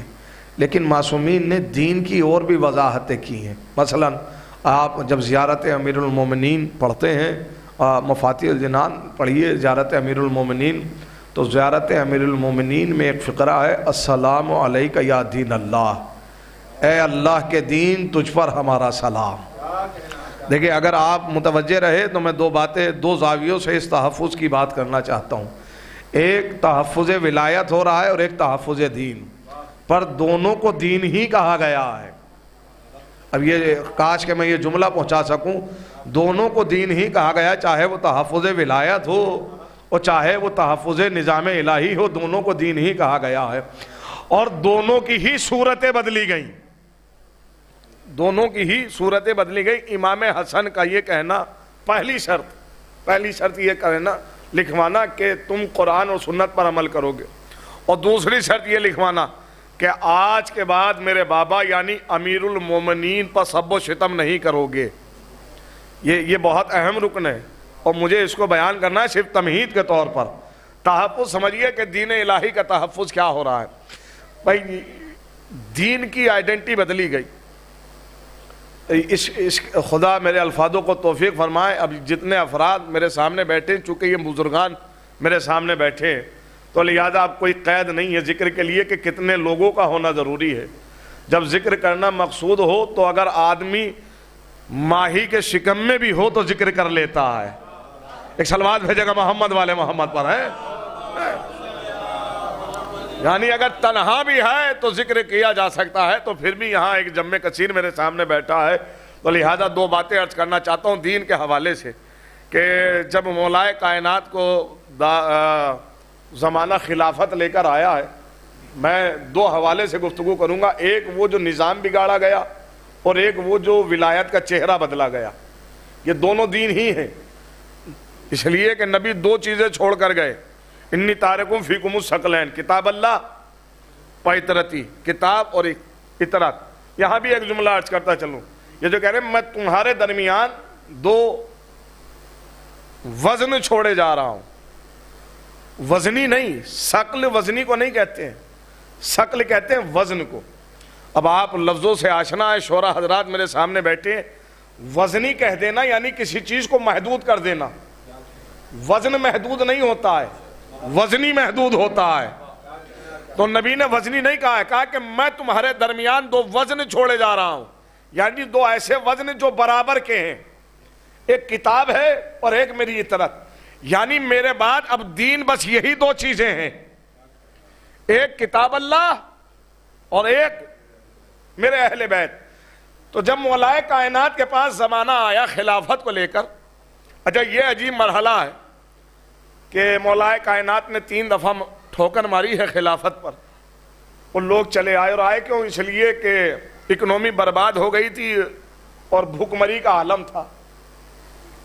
اس لیے کہ بیت المال کا خزانہ تو اپنے فضیلت لکھوانے میں خرچ کر دیا ہے اور بیت المال کا خزانہ اپنے شکم میں بھر لیا ہے. تو اب کسی کے پاس پیسہ ویسا تو نہیں ہے، اور بیت المال نہیں ہے تو مارکیٹ پہ بڑا اثر پڑا ہے، اور مارکیٹ پہ اثر پڑا ہے تو تاجروں نے آنا بند کر دیا ہے. تو لہذا ایک ایسا سلسلہ بنا مدینے میں کہ بھوک مری کا ماحول آ گیا. تو لوگوں کو اب ہوش آیا اور کہ اب یہ حالات حاضرہ میں اگر آپ زندگی گزار رہے ہیں تو ایک جملہ کہتا چلوں، جب قوم فاقوں میں ٹوٹنے لگتی ہے نا تبھی احساس ہوتا ہے کہ ہم نے سرکار غلط چنی ہے. نہیں آپ نے غور کیا ہے، میں نے تو لفظ کہا تھا، ابھی آپ کے ذہنوں کی ذمہ داری ہے نا. تو جب بھوک مری کا زمانہ آیا تب لوگ آ گئے علی کے دروازے پر اور کہا یا علی اس عہدے کو سنبھال لیجیے. 3 دفعہ منع کیا. اس میں بھی مولائے کائنات نے فرمایا کہ ایک میرے کچھ شرائط ہیں اس پر یہ عہدہ قبول کیا جائے گا. کہا اب یہ جو جوان بیٹھے ہیں ان کے لیے میں عرض کر رہا ہوں، بزرگان تو بہتر جانتے ہیں، مجھے امام حسن تک ہی لانا ہے، بس ایک ڈیفینیشن کرنا چاہتا ہوں تمہید کے طور پر. اگر کسی بستی کا کوئی جوان کسی عہدے پہ فائز ہو جائے، اب یہ سماجی اعتبار سے اور سوشل اعتبار سے میں یہ بات کر رہا ہوں، اگر کسی بستی کا کوئی جوان کسی عہدے پہ فائز ہو جائے، مثلا کوئی اس سرفراز گنج کا کوئی جوان کسی منصب پر آ جائے، تو اس کی پہلی کوشش کیا ہوتی ہے کہ وہ اپنی بستی کو ڈیولپمنٹ کی طرف لائے. اس کی پہلی کوشش ہوتی ہے نا کہ وہ اپنی بستی کے جوانوں کو اپنی بستی کے لیے کچھ کرے، ہے نا. سماجی اعتبار سے اور حکومتی اعتبار سے مدینے کا اسٹیٹس ہے پائے تخت. ذرا سمجھیے گا اس کیفیت کو. بھائی سماجی اعتبار سے مدینے کا عہدہ کیا ہے اور حکومتی اعتبار سے پائے تخت ہے، یعنی کیپٹل ہے. اور مولائے کائنات کو جب یہ عہدہ ملا تو مولائے کائنات کی زندگی گزری مدینے میں، نبی کی قبر مطہر مدینے میں، زوجہ کی قبر مطہر مدینے میں، علی کے بچے پروان چڑھے مدینے میں، اور یہ بھی جانتے ہیں علی کہ میرے بچوں کو رہنا بھی مدینے میں ہی ہے. تو اب مدینے کے اسٹیٹس کو اور اوپر لے جانا تھا. نہیں آپ نے غور کیا ہے، بلکہ مولائے کائنات نے کیا کیا کہ پائے تخت مدینہ نہیں ہوگا. جبکہ فطرت یہ ہے کہ جب کسی بستی کا کوئی عہدے پہ آتا ہے تو وہ اپنی بستی کو بلندی کی طرف لے جاتا ہے. مولا نے پائے تخت سے برخاست کیا اور کہا کہ کوفہ، اور کوفے سے کوئی لینا دینا نہیں ہے علی کی زندگی کا. نہ علی نے زندگی گزاری ہے کوفے میں، نہ علی کے بچوں نے گزاری ہے. لیکن پائے تخت کیا ہوگا کوفہ. وجہ کیا ہے اب میں اس کی زیادہ وضاحت تو نہیں کروں گا، اس لیے کہ اہل ادب بیٹھے ہیں. ایک جملہ کہتا چلوں نتیجتاً، اس لیے مولائے کائنات نے مدینے کو پائے تخت سے برخاست کیا چونکہ خلافت کے درخت کو جو دیمکیں لگی ہوئی تھیں، ان دیمکوں نے درخت تو چاٹ لیا تھا پر دیمکیں زندہ تھیں. نہیں آپ نے غور کیا ہے بھائی. میں اب اس سے آسان لفظ میں کہاں سے لے کر آؤں گا ہے بھائی. وہ دیمکیں تو زندہ تھی نا، لہذا وہ دیمکیں جو خلافت کے درخت کو لگی ہوئی تھی وہ ابھی بھی زندہ تھی. ان دیمکوں کے منصوبے فیل کرنے کے لیے زمین کا بدلنا ضروری تھا. نہیں آپ نے غور کیا ہے. تو لہذا مولائے کائنات کے پاس جب یہ حکومت آئی تو لوگوں نے منصوبے بنانے شروع کیے، اور منصوبے بنائے تو کہ علی سے خلافت چھینیں گے. علی نے پائے تخت ہی بدل دیا، منصوبے فیل ہو گئے. اور جب مولا کوفے میں پہنچے، عجیب جملہ ہے میں جو عرض کرنا چاہ رہا ہوں. تو کوفے میں پہنچنے کے بعد جب وہ حمد باری تعالیٰ کی، اور اب میں چونکہ میرا موضوع امیر کائنات نہیں ہے ورنہ میں امیر کائنات کا وہ پورا خطبہ سناتا، لیکن مجھے مقدمہ بنانا ہے دین کی حفاظت کے لیے. تو بہت قوانین جو ہے وہ نافذ کیے، بڑے قوانین بنائے، بڑے ختم کیے. ان میں قانون یہ بنایا کہ اب تک یہ بہت یہیں سے وہ بنیاد بن رہی ہے. اب تک بیت المال سے کسی بھی نسبت سے، چاہے وہ نبی کی نسبت سے یعنی نبی کا رشتہ دار ہو یا کسی خلیفہ کا رشتہ دار ہو، کسی بھی نسبت سے اب تک جو بیت المال سے ایکسٹرا وظیفہ کھا رہے تھے سب کا بند کر دو. نہیں آپ نے غور کیا ہے بھائی. میں بہت نازک مرحلے پر لے کر آیا ہوں. اور پھر دوسرا فرمان جاری کیا، یہ اہم فرمان تھا. دوسرا فرمان فوراً جاری کیا، بند ہی نہیں کرو بلکہ آج تک یہ جتنا کھا چکے ہیں سب واپس لاؤ. ارے بھائی یہی تو بنیاد بنی ہے سارے منزل کی ہے. اب تک جتنا کھا چکے ہیں بھائی، اب تک جتنا کھا چکے ہیں سب واپس لاؤ، ہے نا. اب اگر مجھے آپ اجازت دیں تو پھر اس قانون کے تحت ایک جملہ حسن خطابت سے کہتا ہوا چلوں کہ مولائے کائنات کی حکومت کا پہلا دن اور قانون یہ بننا ہے کہ اگر کوئی ملکیت میں سے ایکسٹرا کھائے گا تو صرف بند ہی نہیں کیا جائے گا بلکہ واپس بھی لیا جائے گا. اب جنہیں یہ یقین ہے کہ جب وقت کا امام آئے گا اور وہی حکومت قائم کرے گا، نہیں آپ نے میں اب اس کی زیادہ شرح نہیں کروں گا بھائی، میں اس کی زیادہ شرح نہیں کرنا چاہتا ہوں. تو لہذا یہ سنبھل کے کھائے کہ یہ واپس بھی دینا ہے، آج دینے کے لیے ہے. لیکن وہ میدان ایسا ہوگا کہ جب تم جیبیں ہی نہیں لے کے گئے، خالی اور بھری جیب کا تو مسئلہ ہی نہیں ہے، اس لیے کہ کفن میں جیب ہوتی ہی نہیں ہے نا. تو یہ خالی اور بھری جیب کا مسئلہ ہی نہیں ہے، تو وہاں کہاں سے دیا جائے گا. بہرحال یہ وہ مسئلہ تھا جس نے دشمنوں کی رگیں پھڑکا دی، منافقین کی. اس لیے کہ اب وظیفہ بند ہو گیا تو وہ جو رویل لائف سٹائل تھا وہ ڈسٹرب ہو گیا نا بھائی. کہیں سے کمانے کی ضرورت نہیں تھی، پیسہ آ رہا تھا اور خرچ کیا جا رہا تھا. ہے نا. اب ذرا ایک جملہ سن لیجئے. تو لوگوں کو متوجہ کیا گیا کہ علی کے خلاف لایا جائے. اب یہ بہت نازک سنبھلا. علی ہے خلیفہ کس امت کے؟ مسلمانوں کے. اب یہ میں صرف ایک ذہن میں جوانوں کے کنیکٹیوٹی ہو جائے اس مرحلے سے گزر رہا ہوں.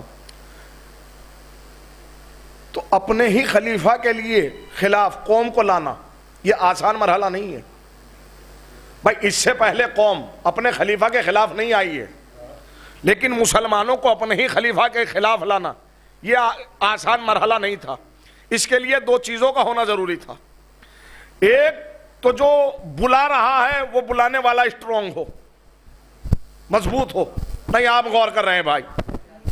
اور جس مدے پہ بلایا جا رہا ہے وہ مدہ بھی اسٹرانگ ہونا چاہیے, تبھی تو کسی کے خلاف لایا جا سکتا ہے, وہ بھی اپنے لیڈر کے خلاف, اپنے رہبر کے خلاف. تو اب سنیے بلانے والا کتنا اسٹرانگ ہے. بلانے والے کو امت ماں کہتی ہے. ارے آپ غور نہیں کر رہے ہیں بھائی. میں اب اس سے آسان الفاظ میرے پاس نہیں ہے سمجھانے کے لیے بھائی. اس سے اسٹرانگ کیا ہوگا بلانے والا؟ امت اسے ماں کہہ کے بلاتی ہے, رسول کی زوجہ ہے, تو بلانے والی بڑی اسٹرانگ ہے رشتے کے اعتبار سے, ہے نا بھائی. رشتے کے اعتبار سے بڑی اسٹرانگ ہے. امت کیا کہتی ہے؟ ماں کہتی ہے. اب ذرا سمجھیے. اب یہ مدعا یہ تو نہیں بنا سکتے کہ وظیفہ بند کر دیا, اس لیے کہ اگر امت نے پوچھ لیا کتنا بند کیا ہے تو امت کو بھی پتا چل جائے گا کہ ہم کتنا کھاتے تھے. لہذا کوئی بہت اسٹرانگ مدعا چاہیے تھا. اور وہ اسٹرانگ مدعا معلوم ہے کیا بنا؟ وہ اسٹرانگ مدعا یہ بنا کہ خلیفہ سوم کے قتل میں علی کا ہاتھ ہے. نہیں, آپ نے غور کیا ہے بھائی. بلانے والا اسٹرانگ ہوا اور مدعا اسٹرانگ بنایا گیا, اور پھر مقابل میں لے آئے. اب میں مقدمہ قائم کر چکا ہوں, اور اب دین کی آئیڈینٹی سن لیجیے جو دین کا تحفظ امام حسن اور امام حسین نے کیا ہے, وہ سن لیجیے. جمل میں چلے آئے. اب یہ ایسی جنگ ہے جسے میں کیا عرض کروں کہ 1000 دفعہ آپ نے سنا ہے اور 1000 دفعہ پڑھا ہے.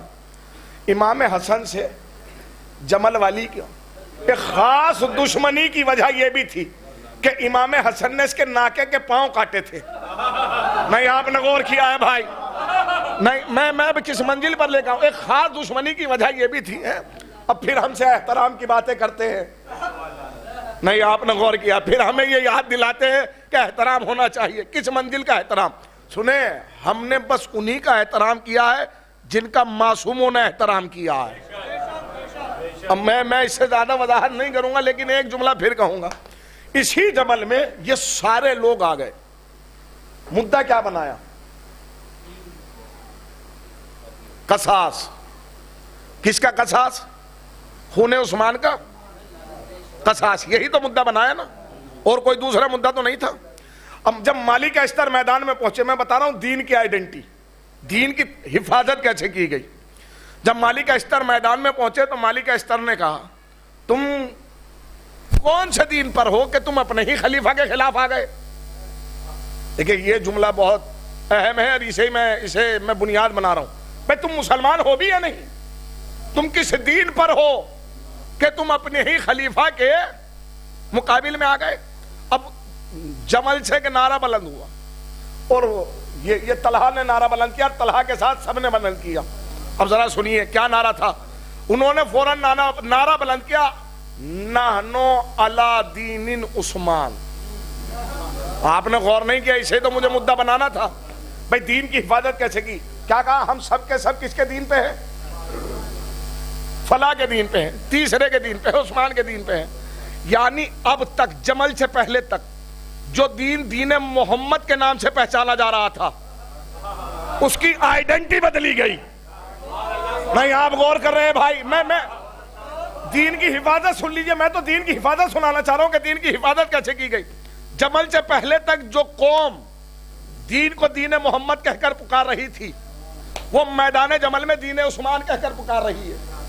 یعنی دین کی آئیڈینٹی چھین لی. آپ نے غور نہیں کیا ہے, دنیا کا سب سے بڑا ظلم ہے کسی سے اس کی پہچان چھین لینا. آپ نے غور نہیں کیا. میں اس جملے کی وضاحت کیسے کروں؟ کسی سے اس کی پہچان، یا پھر اور لفظ بدلوں تو یوں کہوں، اگر ابھی جملہ جوانوں کے ذہنوں تک نہیں پہنچا تو وضاحت کروں. اور جہاں انسانوں کا انسانوں پہ ظلم کے ہزارہ اقسام ہیں، ان میں ظلم کی ایک قسم یہ بھی ہے کہ انسان کا یا کسی بھی شے کا کسی بھی شے پر سب سے بڑا ظلم یہ ہے کہ کوئی اس کا غلط تعارف کرائے. بھائی یزید کا جہاں سارا ظلم تھا وہاں اہل بیت پہ سب سے بڑا ظلم یزید کا یہ تھا کہ اس نے تعارف ہی غلط کرایا. کیا کہا؟ باغیوں کا قافلہ. آپ غور نہیں کر رہے ہیں بھائی، اس کیفیت کو پہچانیے. میں بس ایک منزل تک لانا چاہ رہا ہوں. تو وہ دین جو دین محمد کے نام سے پہچانا جا رہا تھا، اس دین کو ایک پہچان دی گئی. وہ کیا کہا گیا؟ دین. اسی جنگ میں نافع بن ہلال بجلی بھی موجود ہیں، رسول اکرم کے صحابی ہیں، امیر کائنات کے ساتھ زندگی گزاری ہے. اور سنیں میں اب جملہ کہوں، نافع ایک ایسے جاباز شہید کا نام ہے کہ جس نے 4 معصوموں کے ساتھ ہم رکاب ہوئے، رسالت مآب کے ساتھ، امیر کائنات کے ساتھ، امام حسن کے ساتھ، اور زمین کربلا پہ امام حسین کے ساتھ. اور صحابی رسول سے چلتے چلتے انصار حسین میں شمار ہو گئے. ارے آپ نے اس جملے پہ غور نہیں کیا ہے بھائی، میں نے ساری عظمت بیان کر دی سے فکرے میں. صحابی رسول سے چلتے چلتے انصار حسین میں شریک ہو گئے.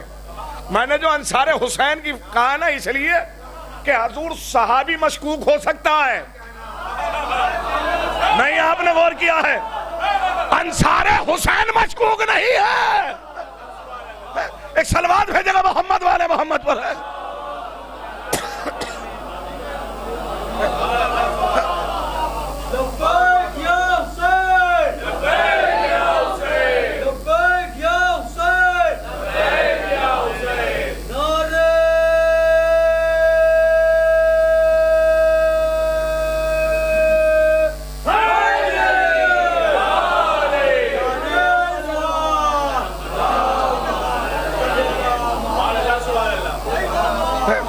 لہذا ایک دین کو آئیڈنٹی دی گئی کہ فلاں کے دین پہ ہیں ہم. ذرا گواہ بن گئے بہت سارے اس آئیڈنٹی کے. سنیے گا اب میں اس منزل کو کہاں تک بیان کروں. لیجئے جمل کے منصوبے فیل ہو گئے تو اب اکسایا گیا شریر شام کو یعنی معاویہ کو، اور اس سے یہ معاہدہ کیا گیا کہ تو دعویٰ کر خلافت کا ہے، اور اگر کہ میرے حق میں گواہی کون دے گا، کہ ہم دیں گے. شرط یہ ہے کہ ہمارے وظیفے کھولے جائیں اور وہ باؤنڈیشن ہٹائی جائے جو علی نے ہمارے اوپر لگائی ہے، یعنی مدینے کے باہر نہیں جا سکتے، ہے نا، جسے نظر بند کیا جاتا ہے نا. تو وہ سارے اچھا معاویہ بھی پریشان تھا اس حوالے سے. کس حوالے سے؟ جب اتنا اسٹرونگ رشتہ علی کے مقابل میں آ کے نہ جیت سکا تو بھئی میری تو حیثیت اور میری تو وقت ہی کیا ہے. اتنا اسٹرونگ رشتہ نہ جیت سکا تو اس نے امراس بڑا چالاک تھا. امراس نے یہ مشورہ دیا کہ بھئی ایک کام کرو، آج کیا دن ہے؟ کہا آج تو بدھ ہے. ایک کام کرو، اعلان کر دو شام میں کہ آج چونکہ امیر جو ہے سفر پہ جا رہے ہیں، جمعہ تک واپس نہیں آئیں گے، لہذا آج ہی جمعہ پڑھ لیا جائے. تو اس نے کہا کہ پاگل ہو گیا، قوم میرے خلاف جو ہے وہ میرا جلسہ نکال دے گی. کہا نہیں تو کر تو صحیح، اس لیے کہ میں تیرے لیے لشکر تیار کر رہا ہوں. آپ نے اس جملے پہ غور نہیں کیا. امراض کہہ رہا ہے میں تیرے لیے لشکر تیار کر رہا ہوں. اعلان ہو گیا، لوگ جمع ہو گئے جمعہ پڑھنے کے لیے، ہے نا. بس جتنے جمع ہو گئے نا تب امراض نے کہا کہ ان سب کو لے جا، یہی ہیں جو علی کے مقابل میں جا سکتے ہیں. آپ نے غور نہیں کیا ہے، یعنی وہ کہنا یہ چاہ رہا ہے کہ اس لیے کہ ان کا تعلق شریعت سے نہیں ہے، اور علی کے مقابل میں وہی آئے گا جس کا تعلق شریعت سے. اور پھر مدعا بنایا گیا اور یہی نعرہ بلند ہوا. نعرہ کیا بلند ہوا؟ قصاص. اور یہی نعرہ بلند ہوا ہم کس کے دین پر ہیں. پھر نہروان واقع ہوئی.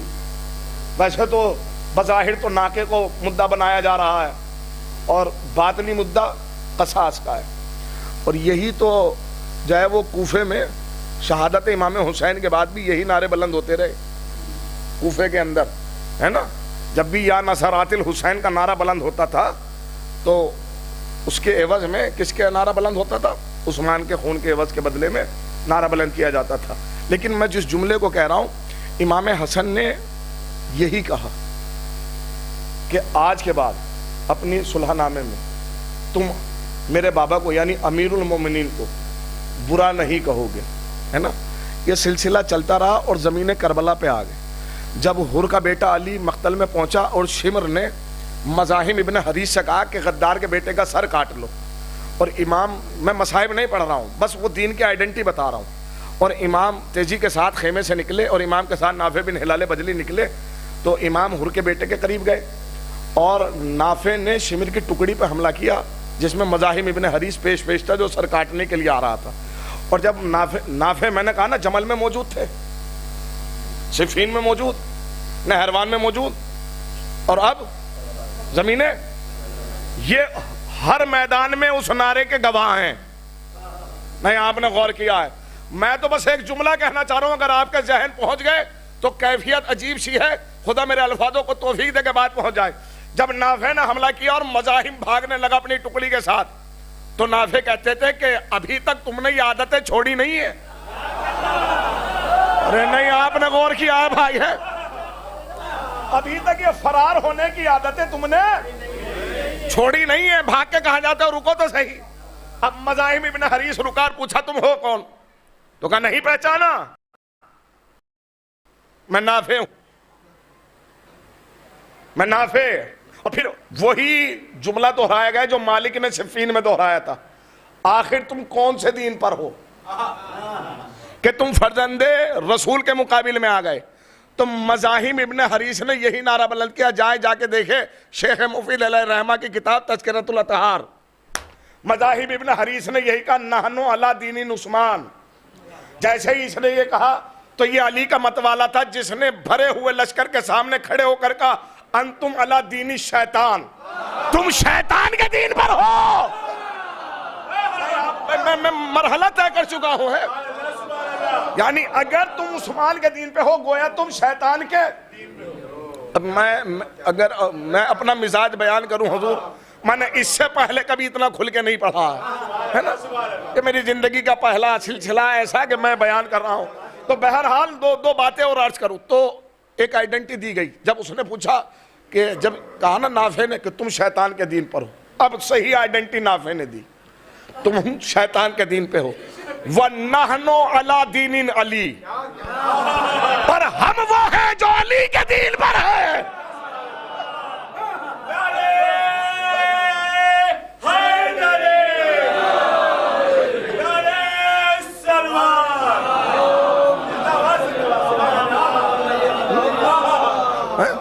لہذا امام حسن نے جو شرائط میں شرطیں لکھی تھی کہ تم، پھر دوسری شرط میں نے بتایا کہ قرآن و سنت پہ عمل کرے گا، میرے والد پر سب و شتم نہیں کرے گا، اور اپنے بعد کوئی خلیفہ مقرر نہیں کرے گا.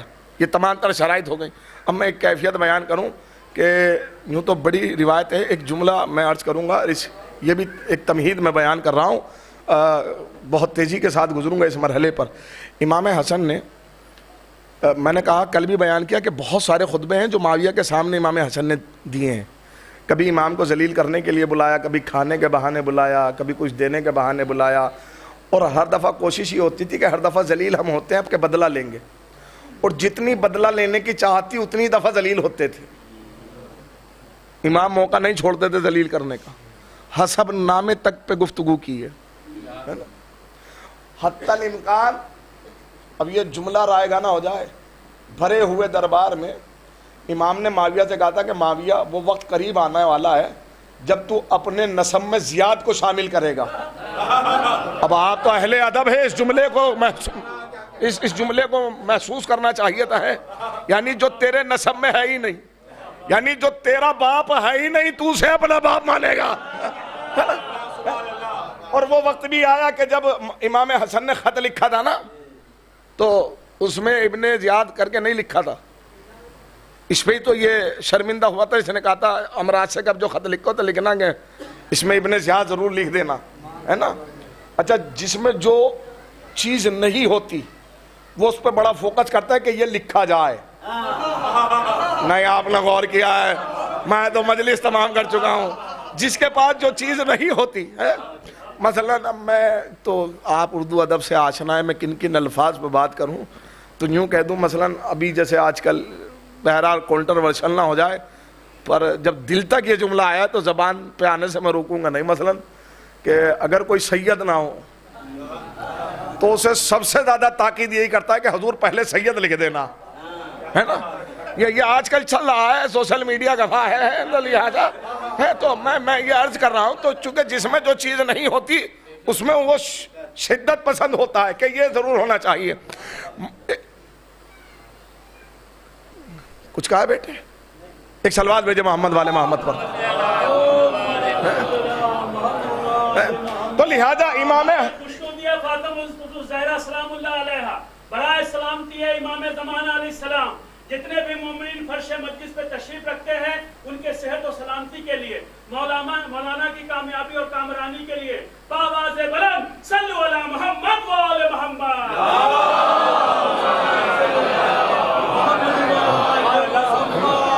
اور پھر امام کا جو ہے وہ بھرے ہوئے دربار میں یہ کہنا کہ اس روئے زمین پر مروان ابن حکم بیٹھا ہوا ہے، مخاطب کہہ گیا مروان سے، میں نے کل بھی یہ جملہ کوٹ کیا تھا، آج پھر کہہ رہا ہوں، اس روئے زمین پر تم رسول کے وارثوں میں اس موجودہ وقت میں میرے اور میرے بھائی کے علاوہ کسی کو نہ پاؤ گے.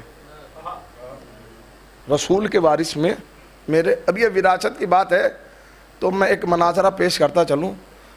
فضال کا مناظرہ ہے اور مناظرہ جو ہے ابو حنیفہ سے ہے. اب ابو حنیفہ کی شرح کرنے کی ضرورت تو نہیں ہے نا، آپ جانتی ہیں ابو حنیفہ ہے. ابو حنیفہ سے مناظرہ ہے تو فضال کہہ رہا ہے کہ ابو حنیفہ اس آیت کے بارے میں بتاؤ، یہ آیت منسوخ ہے یا غیر منسوخ؟ یعنی اب یہ بزرگان تو سمجھ گئے، میں جوانوں کے لیے عرض کروں، یعنی اس آیت کا حکم ابھی بھی جاری ہے یا ختم ہو گیا؟ تو ابو حنیفہ نے کہا کون سی آیت؟ تو کہا کہ قرآن کی یہ آیت، یا ایھا الذین آمنوا لا تدخلوا بیوت النبی، اے ایمان لانے والو نبی کے گھروں میں داخل نہ ہونا جب تک اجازت نہ مل جائے. نہیں آپ نے غور کیا ہے نا. تو ابو حنیفہ نے کہا نہیں، یہ آیت غیر منسوخ ہے، یعنی اس کا حکم آج بھی جاری ہے. ایسا نہیں ہے کہ جب ہی تھا، آج بھی کسی کو یہ حق نہیں ہے کہ وہ بنا اجازت نبی کے گھر میں داخل ہو جائے. اب یہ میں نے کہا کہ مناظرے کے وارث کے حوالے سے پڑھ رہا ہوں، وراثت کے حوالے سے تو یہ بات ذہن میں آ گئی تو عرض کر رہا ہوں، ہے نا. تو ابن مغیرہ وہ ابو حنیفہ نے کہا کہ نہیں، یہ آیت آج بھی اس کا حکم جاری و ساری ہے، غیر منسوخ ہے یہ آیت. تو اب کہا کہ اچھا یہ طے ہو گیا، تو اب مجھے یہ بتاؤ کہ خلیفہ اول میں اور خلیفہ دوم میں اور خلیفہ سوم میں اور خلیفہ چارم میں، ان چاروں میں نبی کے سب سے زیادہ قریب کون تھا اور نبی کو سب سے زیادہ پسند کون تھا، ہے نا. اور ان میں نبی کی عظمت سب سے زیادہ کس کی ہے نا نبی کی نظروں میں. تو اب ابو حنیفہ نے فضیلت کو چھپاتے ہوئے جملہ رقم کیا، بھائی ان میں سے دو تو رسول کے پہلو میں دفن ہے، اس سے بڑی کیا فضیلت ہوگی؟ نہیں آپ نے غور کیا ہے بھائی، ہے نا. انہوں نے فضیلت کیا قائم کی، یہ ابو حنیفہ کہہ رہے ہیں اب ان میں سے دو، اب چونکہ بات دو کی آئی تو اب اس نے کہا کہ اچھا ان میں سے دو نبی کے پہلو میں دفن ہے، اب اس سے بڑی فضیلت کیا ہوگی؟ تو اب جو ہے فضال نے کہا ابو حنیفہ بس اب رک جاؤ، اب مجھے اتنا بتاؤ کہ یہ خدا میرے الفاظوں کو توفیق دے کہ یہ مرحلہ میں سنا سکوں، ہے کہ بھائی مجھے یہ بتاؤ کہ جب یہ آیت آج بھی ہے کہ نبی کے گھر میں بنا اجازت کے داخل نہیں ہوں گے، تو پھر بتا ان دونوں نے اجازت کس سے لی؟ ارے میں قربان جاؤں بھائی اب آپ کے، میں نہیں، زندہ آباد ہے، زندہ مردہ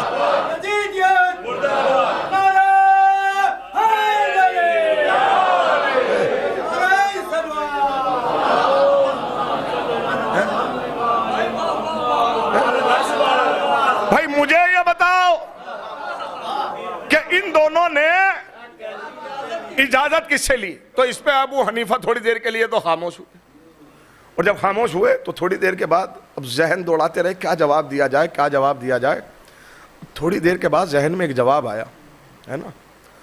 کہ چونکہ سنیں میری بات ایسی ہے کہ انہیں اجازت کی ضرورت نہیں تھی. کہ کیوں؟ کہ اس لیے کہ ان دونوں کی دونوں بیٹیاں نبی کی زوجہ تھی، اور شوہر کی میراث میں زوجہ کا بھی حق ہوتا ہے۔ بھائی دیکھیں کیفیت کو محسوس کیجیے گا، ہے نا، شوہر کی میراث میں زوجہ کا بھی حق ہوتا ہے۔ تو فضال نے کہا ابو حنیفہ بس اب رک جاؤ، جب نبی اس دنیا سے گئے تو نبی اپنی 9 ازواج چھوڑ کر گئے، کتنی؟ تو 9 کی 9 ہے نا، اور شوہر کی میراث میں زوجہ کا، ازواج کا 8واں حصہ ہوتا ہے۔ کون سا حصہ؟ ارے بھائی اب میں میراث کے کیا جو ہے وہ فقہ آپ کو سناؤں، چونکہ بڑے عجیب و غریب اقسام ہیں میراث کے، ہے نا۔ زوجہ کا کون سا حصہ ہوتا ہے؟ 8واں، اور بیویاں کتنی ہیں؟ 9، یعنی 9 بیویوں میں اگر 8ویں حصے کو تقسیم کیا جائے تو ایک بیوی کے حصے میں 72واں حصہ آتا ہے۔ ذرا غور کرنا بھائی، کون سا حصہ؟ 72واں حصہ۔ اب کہا فضال نے اب ابو حنیفہ میرے ساتھ اٹھو، اور اب اس حجرے کو ناپو کہ حجرہ وہ کتنا طویل ہے۔ نہیں آپ غور کر رہے ہیں بھائی، جب حصے پہ بات ہو رہی ہے تو ناپو۔ کہا کہ کتنا بڑا ہے، کہ اس نے عرضہ بتایا کہ اتنا بڑا ہے، تو کہا کہ اس کا مطلب یہ ہے کہ ایک بیوی کے حصے میں کم از کم 1 بالش یا 2 بالش جگہ آ رہی ہے۔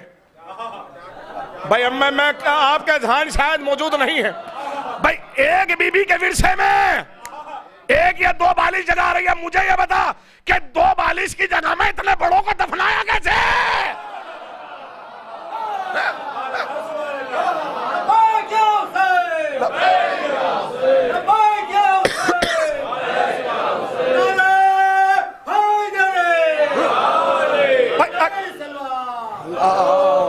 صلی اللہ محمد۔ بھائی 2 بالش حصے میں کیسے دفنایا جا سکتا ہے؟ ابن مغیرہ جو ہے وہ ابو حنیفہ جو ہے وہ یہاں خاموش ہو گئے، اور اب پھر جملہ کہا۔ اب یہ تو تھا میراث کے حوالے سے، لیکن اب جملہ سن لیجئے، ذلیل کرنے میں کہاں تک بات جاتی ہے۔ جب علی کا چاہنے والا مد مقابل آتا ہے تو دشمن کو گھر تک پہنچا کے آتا ہے، ایسا نہیں ہے کہ ادھورا چھوڑ دیا جائے، ہے نا۔ اور یہ کئی دفعہ ہوا، ابن عباس نے معاویہ کو کئی دفعہ لتاڑا ہے نا، اور کئی دفعہ ذلیل کیا ہے۔ تو ذرا کیفیت کو محسوس کیجئے گا۔ کہا کہ اور اگر بات یہ رہی کہ جیسا کہ تم کہتے ہو کہ چونکہ وہ نبی کا مکان نہیں تھا، انہی دونوں نے انہیں ہبہ کیا تھا، تو اس پہ بھی سن لیجیے، جو چیز ہبہ کر دی جاتی ہے وہ تمہاری ملکیت نہیں رہتی، اور اگر اس کے باوجود بھی تم اپنی ملکیت لے رہے ہو تو تم نے نبی پہ پھر ظلم کیا۔ نہیں آپ نے غور کیا ہے بھائی، ہبہ کرنے کے بعد وہ نبی سے واپس لے لی گئی ہے۔ تو کہا اب ابو حنیفہ نے کہا کہ نہیں، وہ جگہ تو نبی کی ہی تھی، وہ جگہ ان کی نہیں تھی، لیکن ہاں یہ سچ ہے کہ زوجہ وارث ہوتی ہیں۔ اب جو اس نے کہا زوجہ وارث ہوتی ہیں، اب یہ حضور میری پوری زندگی ایک طرف اور فضال کے مناظرے کا یہ نتیجہ ایک طرف۔ کہتے ہیں ابو حنیفہ سن، اگر تو یہ کہہ رہا ہے کہ نبی کا وارث اس کی بیوی بنی، تو پھر دفن ہونے والے نے ہی کہا تھا کہ نبی کا کوئی وارث نہیں ہوتا۔ نہیں معلوم ہے لفظ پہنچا ہے یا نہیں پہنچا ہے؟ اب اگر تو وارث ماننا ہے تو فدیہ کھانے والے بھی تو یہی ہے۔ تو اسے انتہا تک لے جا کے چھوڑا گیا ہے۔ اب یا تو مان یہ غاصبان فدق ہے، یا یہ مان کے انہوں نے نبی کے گھر پہ قبضہ کیا ہے۔ بھائی آپ نے غور ہی نہیں کیا، تو دونوں صورتوں میں غاصب قرار پائے۔ معلوم ہے ابو حنیفہ کا اگلا جواب کیا تھا؟ اسے اٹھاؤ میری مجلس سے، یہ رافضی ہو گیا۔ آپ نے غور ہی نہیں کیا ہے نا، جب جواب نہیں آتے تب الزام منتقل کیے جاتے ہیں، ہے نا۔ تو امام حسن جو فرما رہے ہیں ہم نبی کے حقیقی وارث ہیں۔ اب یہ جو جملہ میں نے یہ جو مناظرہ سنا ہے اسی حوالے سے سنا ہے، اس کے حوالے میں پہلے امام کے علم کے حوالے سے گفتگو کروں اور پھر یہ تدفین کی میراث کے حوالے سے ایک نتیجہ دوں گا، اور بات ارادہ رکھتا ہوں کہ 15 منٹ میں یہ مرحلہ طے ہو جائے۔ ایک شاہ روم نے جو ہے وہ معاویہ کے پاس اور مولا کائنات کے پاس یہ لکھ کے بھیجا کہ میرے پاس چند سوالات ہیں، تو آپ اپنے اپنے نمائندے بھیجیے۔ تو اب یہ تفسیر قمی میں یہ واقعہ رقم ہے، مولا کائنات نے امام حسن کو بھیجا اور معاویہ نے یزید کو بھیجا۔ اب اس جملے کی لطافت میں حسن کا استعمال کرتے ہوئے ایک جملہ صرف کروں دونوں نے اپنے جیسے کو بھیجا، ہے نا، جو جس کے جیسا تھا ویسے ہی بھیجا۔ تو اب وہ واقعہ بڑا مشہور ہے، آپ نے بھی سنا ہے کہ چند تصاویر تھیں، امام حسن نے بتایا یہ ان کی ہیں، یہ ان کی ہیں، یہ ان کی ہیں، یہ ان کی ہیں، لیکن وہاں ایک سوال ہے، یہ تصویر بتانے کے بعد ابھی بھی وہ مشکوک ہے کہ نہیں معلوم کہ یہ جو جواب ملا ہے اس میں کتنی حقیقت ہے۔ تو اس نے کہا میرا ایک سوال ہے، کہ وہ کیا، کہ کتنی چیزیں کائنات میں ایسی ہیں جو بنا ماں کے خلق ہوئیں، جو بطن ماں سے خلق، بطن ماں سے، ہے نا۔ تو امام نے فرمایا 7 چیزیں جن کا ذکر قرآن میں ہے نا۔ ایک آدم و حوا جو بنا ماں کے بطن ماں سے خلق نہیں ہوئے، دوسرا عصائے موسیٰ، تیسرا ناقہ صالح، چوتھا شیطان۔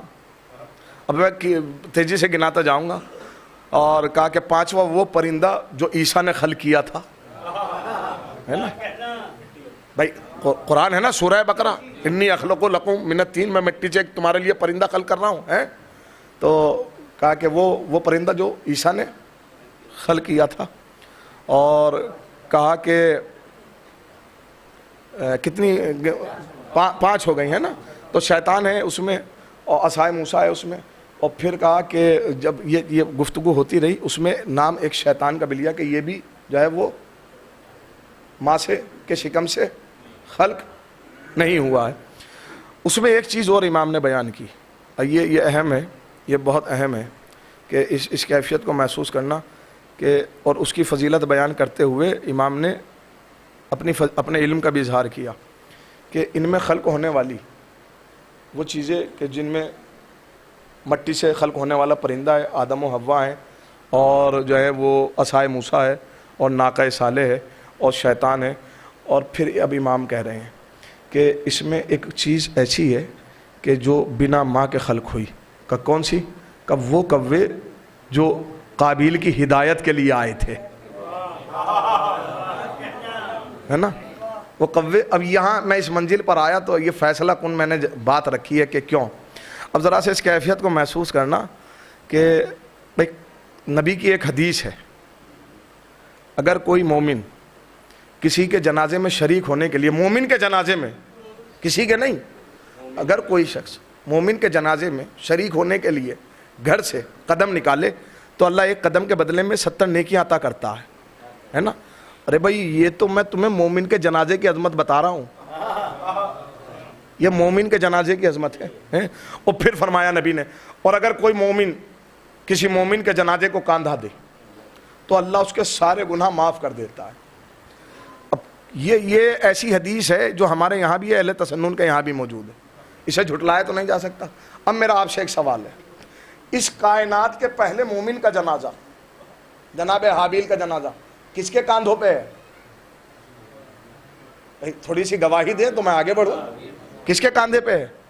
قابیل کے کاندھے پہ۔ اور نبی کی حدیث کیا ہے؟ جو مومن کے جنازے کو کاندھا دے اس کے سارے گناہ معاف ہو جائیں گے۔ تو ہے کسی میں ہمت جو کہے کہ قابیل بخشا گیا؟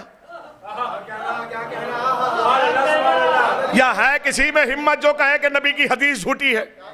نہ حدیث جھوٹی ہے نہ قابیل بخشا گیا۔ امام یہی وضاحت کر رہے ہیں کہ سنو، قابیل کاندھا نہیں دے رہا تھا بلکہ وہ اپنا جرم چھپانا چاہ رہا تھا۔ بھائی میں نے فیصلہ کیا ہے اس جملے میں، قابیل کاندھا نہیں دے رہا تھا۔ یعنی امام حسن یہ بتا رہے ہیں یزید کے سامنے کہ میرے نانا کے جنازے میں کچھ لوگ اس لیے بھی شریک ہونا چاہتے تھے کہ انہیں محبت نہیں تھی بلکہ اپنا جرم چھپانا چاہ رہے تھے۔ یہ اپنا جرم چھپانا چاہ رہے تھے۔ میں کہاں تک علم کا اظہار کروں گا؟ جب یہ علم کا اظہار دیکھا اور یہ واپس چلے آئے تو پھر قیصر روم نے، شاہ روم نے چند سوالات لکھ کر بھیج دیے کہ ان کے جوابات لے آؤ۔ اب یہ بہت تیزی سے ہے، بس آخری نتیجہ ہے اور بات تمام ہوگی۔ امام حسن کے علم کا اظہار کرنا ہے۔ یہ پہلے تو یہ سوال لانے والا معاویہ کے پاس پہنچا، معاویہ نے سوال سنے تو بالکل خاموش ہے۔ اچھا، اپنے لوائقین کی طرف دیکھا، شاید ان میں سے کوئی ہو جو جواب دے دے۔ اور میں یہ کہتا ہوں کہ اس کے لوائقین اس سے بڑے جاہل تھے. میرے پاس دلیل ہے, دلیل سن لیجئے. دلیل یہ کہ جاہل ہی جاہل کو قائد بناتا ہے. ارے آپ نے غور نہیں کیا بھائی. ارے بھائی پڑھا لکھا شخص جاہل کو قائد نہیں مانتا ہے, تو جاہل ہی جاہل کو قائد بناتا ہے. یہ اس سے بڑے تو خاموش ہوئے. تو اس نے کیا کیا کہ اس نے کہا کہ سنو, اپنے ایک خاص غلام تھا اس کا, ایک معاویہ کا خاص غلام سرجون. اچھا یہ سرجون یزید کے ساتھ بھی رہا ہے, اور یزید کو مشورہ دیا تھا سرجون نے کہ کوفے میں اگر تو چاہتا ہے کہ مسلم پہ قابو پائے تو عبید اللہ کو کوفے کا حاکم بنا. یہ سرجون کے مشورے پہ ہی عبید اللہ کوفے کا حاکم بن کر گیا ہے نا. تو ذرا محسوس کیجئے گا, سرجون سے کہا کہ ایک کام کرو, علی کے پاس لے جاؤ اور یہ نہ بتانا کہ یہ روم سے آیا ہے, اور کسی طرح اس کے جوابات جو ہے وہ معلوم کر لیں, اور اسے بھی نہ پتہ لگے کہ وہ بتانے والا علی ہے, اور علی کو بھی نہ پتہ ہو کہ پوچھنے والا روم سے آیا ہے. تو جب یہ پہنچا مولا کائنات کے پاس, مولا کائنات مسکرائے تو کہا کہ اب تم ایسے دروازے سے آ رہے ہو جو جہل کا مرکز ہے. نہیں آپ نے غور کیا ہے نا, اور اب تم باب مدینۃ العلم کی طرف آئے ہو. تو اس وقت مولا کائنات کا کام تھا آب پاشی, کنویں کھودنا نا. تو اب ایک جملہ سن لیجئے, یہ اس سے پہلے میں وہ بات کہوں, پہلے یہ جملہ عرض کر دوں. مولا کائنات کے ہاتھ میں گدال تھی, آستینوں میں خاک تھی, پاؤں میں مٹی تھی. میں نے کل بھی بیان کیا تھا, وہ یہاں جینے نہیں آئے تھے, وہ بتانے آئے تھے جیا کیسے جاتا ہے نا. میں نے کل بھی عرض کیا تھا. تو یہ کبھی نہ ذہن میں لانا کہ ٹانٹ کے بوریے پر بیٹھ کر دونوں جہاں پہ حکومت کرنے والا علی, اور کام جو ہے وہ آب پاشی کا ہے, کنویں کھودنے کا ہے. تو لیکن وہ اب جہاں سے آ رہا ہے اسے تو تخت پہ دیکھا نا, شان و شوکت کے ساتھ ہے, اور انہیں دیکھا ہاتھ میں گدال ہے. تو اس نے آنے والے نے پوچھا کہ مجھے اتنا بتاؤ, اتنی شان و شوکت والا جواب نہیں دے پایا, یہ غریب انسان کیا جواب دے گا. اب اسے کہتے ہیں کج فکری. بھائی جو دولتوں میں علم ڈھونڈتے ہیں وہ اور ہیں, اور جو فاقوں میں علم بانٹتے ہیں وہ اور ہیں, ہے نا. تو اب کیفیت میں, اب یہ جو جملہ ہے نا, یہ جملہ محسوس کریں, یہ حساسیت سے بھرا ہوا ہے. کیا کہا یہ غریب انسان, اس جملے کی نزاکت کو, حساسیت کو محسوس کریں. مولا کائنات نے زندگی مکے میں گزاری, کوفے میں اور مدینے میں. جو ٹانٹ کا بوریا کوفے میں مکے میں تھا وہی مدینے میں, اور وہی روایت یہ ہے کہ اسی ٹانٹ کے بوریے پر دن میں امیر کائنات اپنے رہوار کو غذا کھلاتے تھے, شام میں اسے دھوتے تھے, اور رات کو اسی پہ عبادت کیا کرتے تھے. آپ سمجھ رہے ہیں نا, یہ کیفیت ہے مولا کائنات کی. 3 بستیوں میں, اب یہ جملہ رائے گا نہ ہو جائے, اہل ادب کے درمیان جملہ کہہ رہا ہوں, 3 بستیوں میں ایک ہی جیسی زندگی گزاری علی نے, لیکن تینوں بستی کے کسی بھی امیر کی اتنی ہمت نہیں تھی کہ وہ علی کے منہ پہ علی کو غریب کہہ دے. نہیں معلوم ہے آپ نے اس کیفیت کو کتنا محسوس کیا ہے. کسی امیر کی اتنی ہمت نہیں تھی. یہ تو علی کی انکساری تھی کہ علی غریب کے پاس بیٹھتے تھے تو اپنے آپ کو غریب کہتے تھے, پر ہمت کسی, یہ پہلی دفعہ ہوا. امام حسن بیٹھے ہوئے ہیں اور وہ کہہ رہا ہے یہ غریب انسان کیا جواب دے گا. اب یہ امام حسن کے سامنے, اب میں اس کیفیت کو کیسے بیان کروں, ایک غیرت دار بیٹا یہ کیسے برداشت کرے کہ اس کے سامنے اس کے باپ کو حقیر سمجھا جائے. بھائی آپ صاحبان اولاد ہیں, جوانوں آپ سے میں میری یہ کیفیت کو محسوس کریں. بھائی ایک غیرت دار بیٹا یہ برداشت کر ہی نہیں سکتا کہ اس کے سامنے اس کے باپ کو حقیر جانا جائے, حقیر سمجھا جائے. مولا نے فرمایا کہ تم جہل کے مرکز سے چلے آئے. تو انہوں نے کہا آپ کو کیسے معلوم ہے؟ کہ مجھے معلوم ہے تم روم سے چلے, اور جب سے یہ سوالات دیے گئے ہیں تب سے مجھے علم ہے. تو کہا تم جانتے ہو سوال؟ کہا میں سوال بھی جانتا ہوں, جواب بھی جانتا ہوں.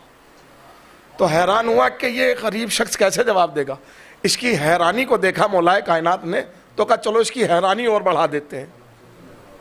تو کہا کیا مطلب؟ کہ ٹھیک ہے, اگر تم ابھی بھی مطمئن نہیں ہوئے تو ایک کام کرو, وہ جو میرا بیٹا بیٹھا ہے نا حسن, وہ جواب دے گا. اب یہ تو انہی پہ کنفیوز تھا, اور انہوں نے منتقل کر دیا امام حسن کی طرف.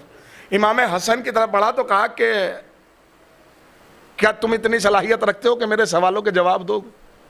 تو امام نے فرمایا پہلے سوال سنے گا یا جواب لے گا؟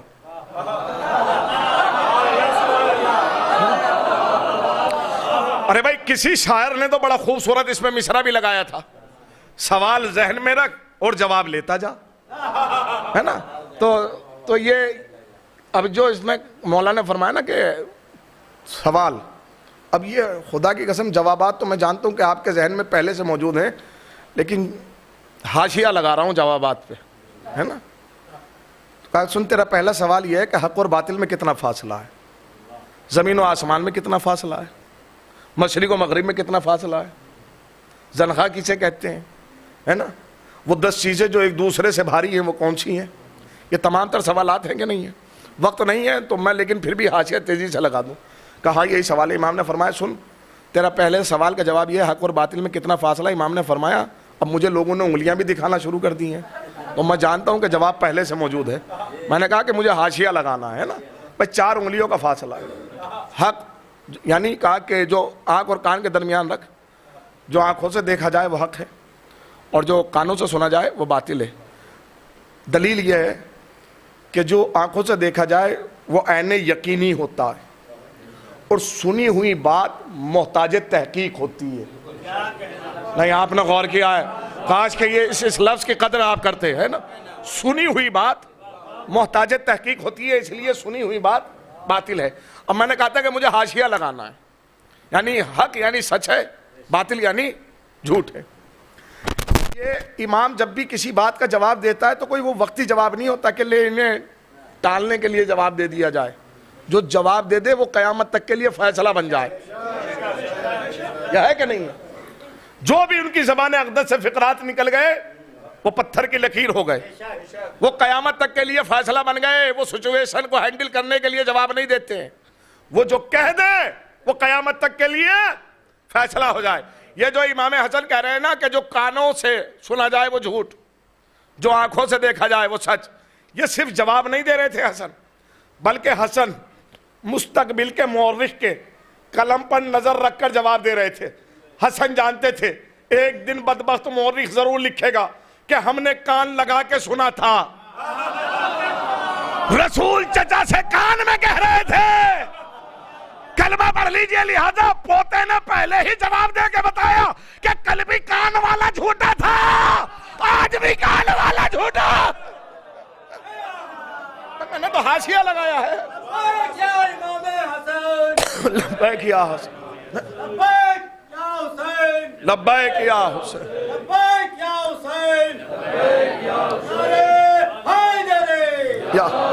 لیجئے بات تمام کر رہا ہوں تیزی کے ساتھ. کہا کہ سن تیرا دوسرا سوال یہ ہے کہ زمین و آسمان میں کتنا فاصلہ ہے. پوچھا فاصلے کس لیے پوچھے جاتے ہیں؟ تاکہ دوری پتہ چل جائے. کہ دوری کس لیے جانی جاتی ہے؟ تاکہ پتہ لگے کہ یہاں سے وہاں تک جانے میں کتنا وقت لگے گا قیامت. یہ جواب امام ہی دے سکتے ہیں. حساسیت کے سمندر میں غوطہ زن اگر ہو جاؤ تو پھر اس جواب کی حساسیت کو محسوس کرو.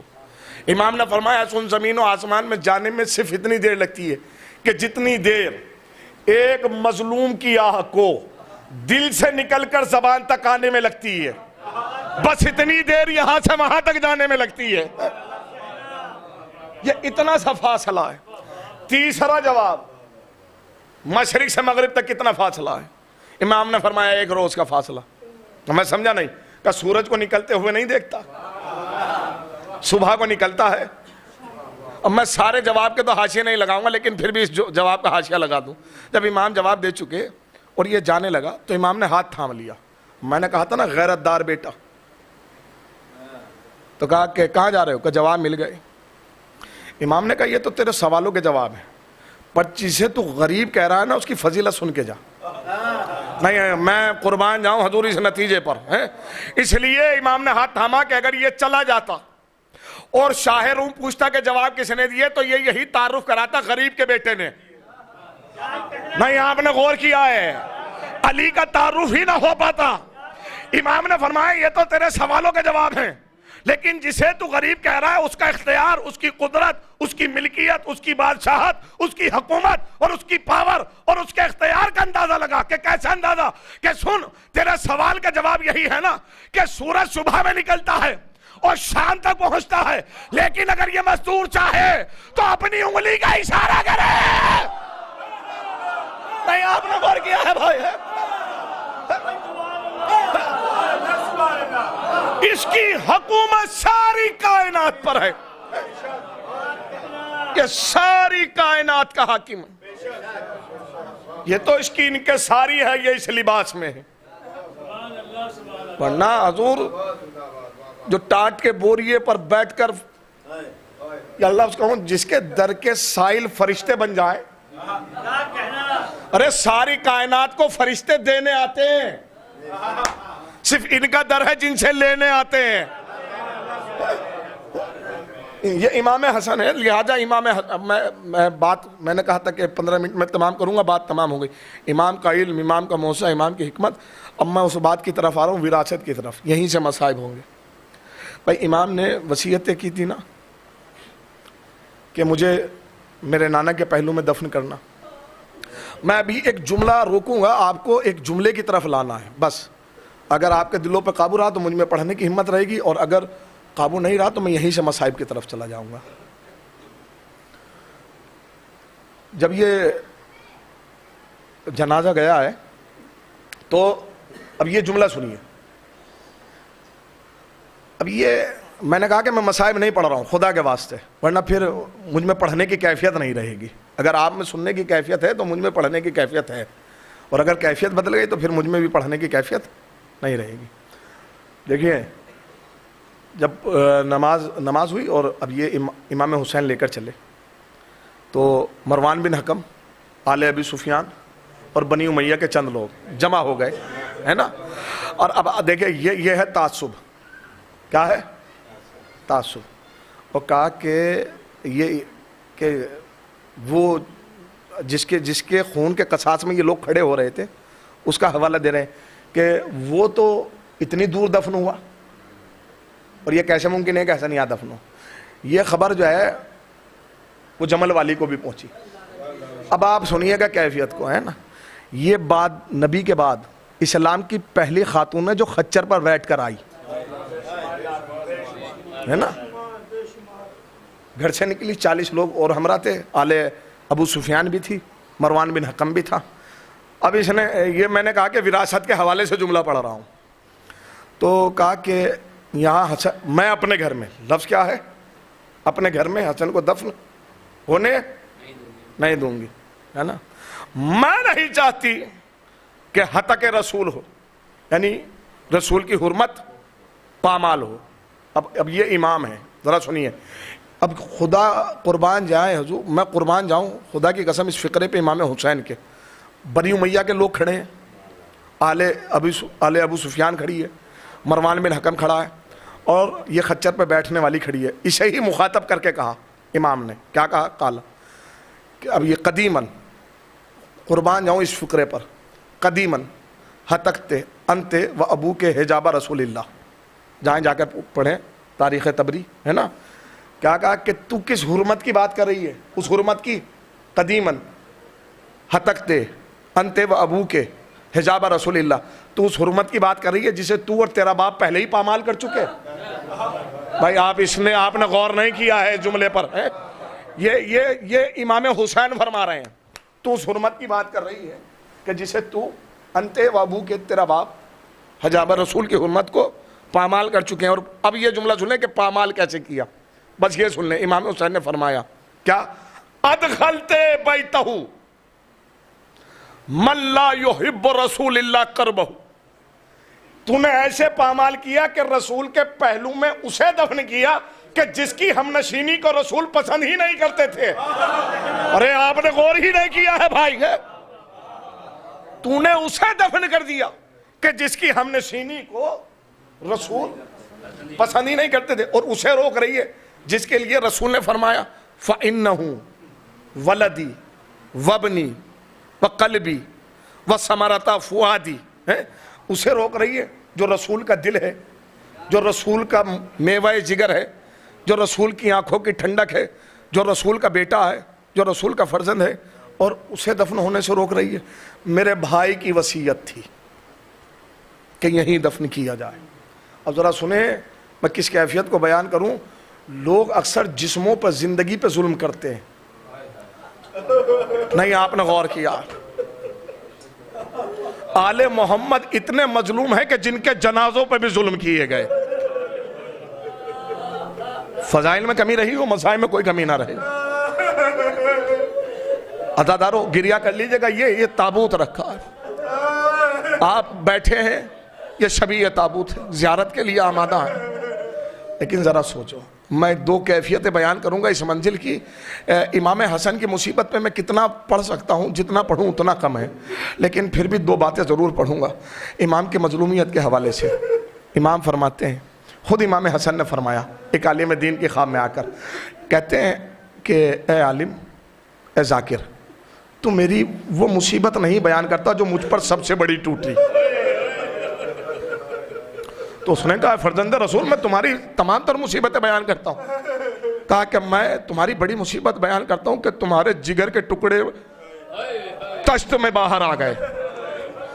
کس کے جگر کے ٹکڑے باہر میں آتے ہیں؟ یہ تمہاری بڑی مصیبت ہے. امام نے فرمایا یہ میری بڑی مصیبت نہیں ہے. امام نے کہا تو میں یہ بھی بیان کرتا ہوں کہ آپ کے جنازے پہ تیروں کی بارش کی گئی. کہا یہ بھی میری بڑی مصیبت نہیں ہے. تو کہا کہ پھر اب یہ تمام تر مصیبتیں گنواتا ہے. امام نے کہا سن، میری بڑی مصیبت یہ تھی کہ مدینے میں ایک گلی تھی، گلی میں ایک مسجد تھی، مسجد میں ایک دروازہ تھا، مسلمان جمع ہو گئے، اس دروازے میں آگ لگائی گئی، اس دروازے کے پس پردہ حسن کی ماں کھڑی ہوئی تھی. جب مسلمانوں نے دھکا دیا، حسن مصطفیٰ کی ماں دروازہ روکنا چاہتی تھی، دروازہ کھولا تو میں منظر دیکھ رہا تھا. جیسے ہی دروازہ تھوڑا ہٹا، بی بی کا دستے مبارک نظر آیا تو ملعون قلفز نے میری ماں کے ہاتھ بتا دیا نا. ذاکر یہ میری سب سے بڑی مصیبت ہے. اللہ اکبر. خدا کوئی غم نہ دے سوائے مظلوم کربلا کے. میں کس قدر بیان کروں گا ان مصیبتوں کو. لیکن جب امام کو زہر دیا گیا اور جگر کے ٹکڑے کٹنے لگے اور تشت میں آنے لگے نا، بس ایک جملہ اور سن لیجئے، مجلس کو تمام کروں گا. کہتے ہیں کہ امام حسین آئے، بہنیں آئیں، جناب ام کلثوم آئی، جناب زینب آئی، سب ایک کے بعد ایک لگے گلے مل رہے ہیں. امام وصیتیں کر رہے ہیں، تمام تر وصیتیں کی گئی. ایک تعویذ تھا جو ام فروہ سے کہا کہ اسے قاسم کے بازو پہ باندھ دیا جائے. اور اب امام حسین سے وصیت کی، حسین میرا قنبہ تمہارے حوالے، یہ اہل بیت تمہارے حوالے، اور ان کے ساتھ ویسا سلوک کرنا جیسے بابا ہمارے ساتھ کیا کرتے تھے. اور پھر ایک جملہ فرماتے ہیں، کہتے ہیں اب یہ قیامت کی منزل ہے، بس اس کیفیت کو محسوس کرنا. چونکہ مصیبت کا روز ہے، مصیبت کا روز ہے. اب یہ عجیب سا جملہ کہنا چاہ رہا ہوں میں، خدا اگر گراں گزرے تو مجھے معاف کیجئے گا. کہتے ہیں کہ امام حسین نے فرمایا اے بھائی، جی تو یہ چاہتا ہے کہ میں بھی یہ زہر کا پیالہ پی کے مر جاؤں، اس لیے کہ تمہاری جدائی برداشت نہیں ہوتی. لیکن اگر میں مر نہ سکا تو جب تک زندہ ہوں بھائی میں ہر روز تمہاری یاد میں مروں گا. یہ بھائی کا درد دل ہے جو بھائی سے بیان ہو رہا ہے. اور تمام تر وصیت ہے، اس میں وصیت جو اہم وصیت تھی، کہتے ہیں کہ حسین میرے جنازے کو غسل و کفن تم دینا، میری نماز جنازہ تم پڑھانا، اور حسین ہو سکے تو مجھے میرے نانا کے پہلو میں دفن کرنا. اور پھر اس کے بعد کہتے ہیں اور اگر کوئی ملونہ مجھے دفن نہ ہونے دے تو حسین خون نہ بہانا، میرے جنازے کو جنت البقیع میں دفن کر دینا، میری دادی فاطمہ زہرا کے پہلو میں. اب یہ عجیب جملے ہیں، لیکن خون نہ بہانا. اب جس حسن کو اتنا خیال ہو، اس نے صلح اس بات پہ کی تاکہ امت مسلمہ کا خون نہ بہے. اپنی وصیت کو اس لیے تبدیل کر رہے ہیں تاکہ امت مسلمہ کا خون نہ بہے. اور وہی امت ہے جو حسن کے جنازے پہ تیر چلا رہی ہے. اللہ اکبر. خدا کوئی غم نہ دے. میں بس 2 جملے اور پڑھوں گا، مجلس تمام ہوگی. لیجئے غسل و کفن دیا گیا. جب غسل و کفن دے دیا گیا، کوہرام مچ رہا تھا. امام حسین نے فرمایا عباس حسن کے تابوت کو اٹھا لو. اتنا کہنا تھا کہ بہنیں تابوت پہ گر گئی اور کہتی ہے بھیا آخری دیدار کرنے دو. اللہ اکبر. خدا کوئی غم نہ دے سوائے مظلوم کربلا کے. بہنوں کی گریے کی آواز میں تابوت کو رخصت کیا گیا. جب نماز جنازہ ہو گئی اور ملونہ نے تیروں کا حکم دیا تو تیر چلائے گئے. یہ تیر ایسے تھے کہ یہ غازی ابو الفضل عباس کا کاندھے پہ امام حسن کا تابوت تھا. تیر چلائے جا رہے تھے. غازی کو جلال آیا, کہا کہ آقا مجھے اجازت دو. امام نے یہ کہہ کر دھام دیا, عباس میرے بھائی نے منع کیا تھا کہ کوئی خونریزی نہ ہو, لہذا جنازے کو واپس لے جایا جائے. تیر اتنے برسائے گئے کہ امام کا سفید کفن خون کی لالی میں تبدیل ہو گیا. اب ایک جملہ سنیے, قیامت کا جملہ ہے. یہ خاندان بنی ہاشم کا پہلا جنازہ تھا جو واپس پلٹ کے گھر میں آیا. آپ نے اس مظلومیت کو احساس نہیں کیا. ارے کس کے جنازے ہیں جو واپس پلٹ کے آتے ہیں؟ یہ غریب حسن کا جنازہ ہے جو واپس گھر میں پلٹ کر آیا. روایت کہتی ہے کہ جب جنازہ گھر میں آیا, واپس پلٹ کر آیا, زینب نے منظر دیکھ کر تڑپ گئی, بھائی میرے بھائی کا جنازہ واپس کیوں آ گیا؟ کہا بہن یہ نہ پوچھو. کہا کہ بھائی کیوں واپس آ گئے؟ کہ بہن یہ نہ پوچھو, پہلے یہ دیکھو کہ حسن کے جنازے پہ تیر کتنے لگے. روایت کہتی ہے کہ 70 تیر حسن کے جنازے پہ تھے. اب ایک جملہ میں عرض کر رہا ہوں, اگر اس کیفیت کو محسوس ہو گیا. اب یہ میں نے کہا نا بھائی کی مصیبت سن لی, اب ایک بہن کی مظلومیت کا احساس لگاؤ. ایک بہن ہے, ایک بہن بھائی کے سرہانے بیٹھی, ایک جانب حسین بیٹھے اور کہتے ہیں حسین بہن بھائی کی آخری خدمت انجام دو. نہیں معلوم ہے اس جملے کی کیفیت محسوس کیجئے گا آپ. آخری خدمت کیا؟ یعنی حسن کے جنازے سے تیر نکالنا شروع کرو. اللہ اکبر, خدا کوئی غم نہ دے سوائے مظلوم کربلا کے. یہ بہن پہ کیسا مصیبت کا وقت ٹوٹا کہ بھائی کے جنازے پر تیر نکالے جا رہے ہیں. لیکن اس کے ساتھ ساتھ میں یہ عرض کر رہا ہوں کہ کہیں نہ کہیں خیال یہ بھی آیا ہوگا کہ کبھی تیروں پہ, کبھی جنازے پہ تیر دیکھے اور کبھی زینب نے تیروں پہ جنازہ دیکھا.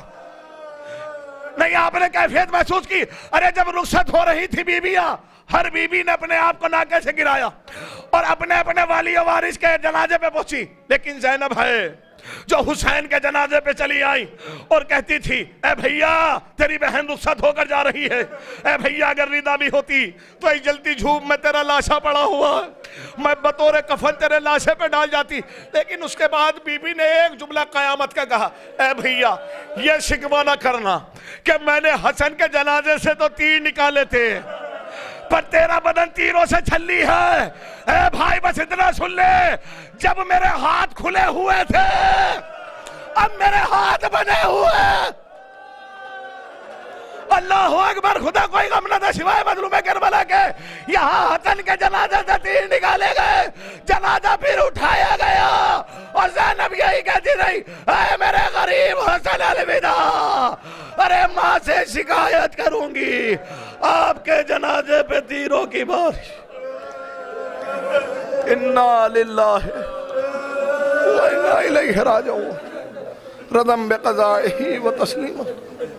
ربنا تقبل منا انک انت السمیع العلیم. ماتم حسین.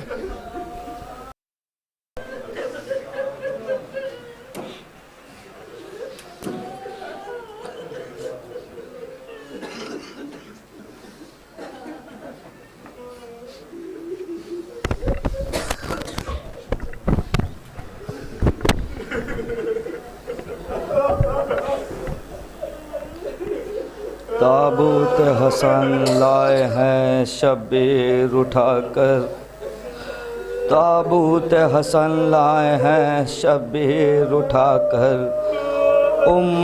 دیا پرسا مگر تیر چلا. میزبان انجمن سپاہ عباس تابوت کے ہمراہ نوحہ کے ذریعے شہزادی کو ان کے لال کا پرسہ پیش کرے گی.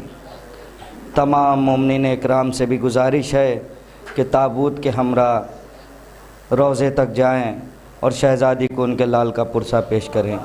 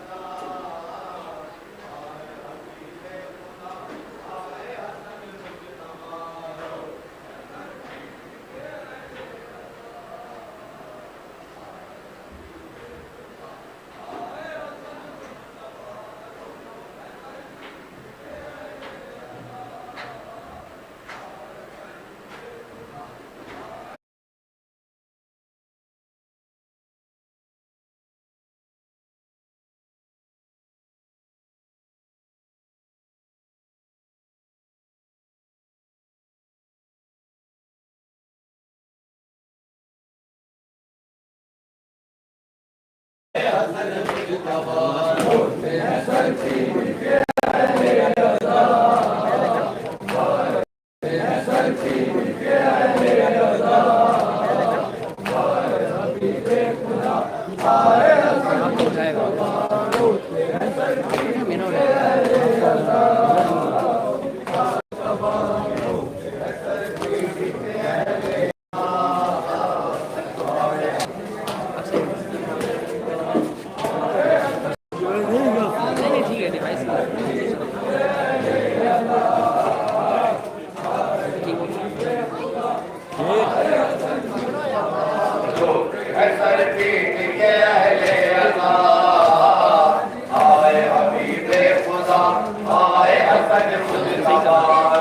कम करने को रेट कम करने को बोलिए।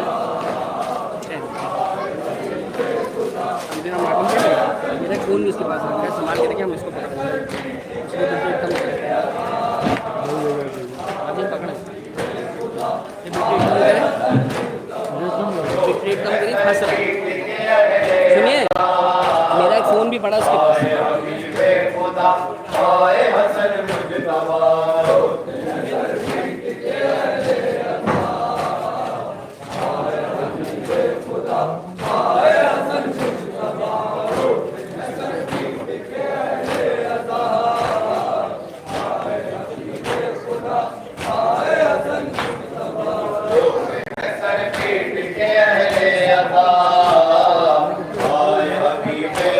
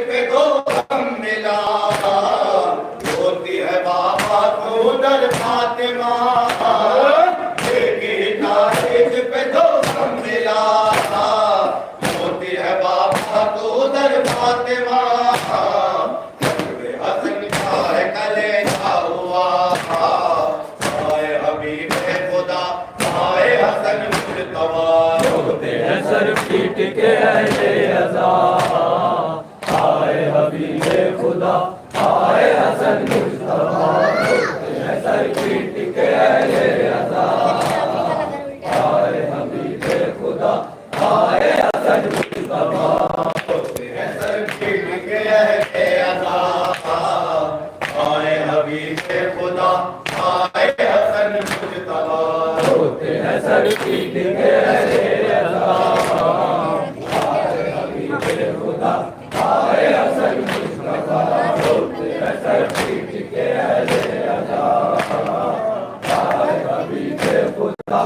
आए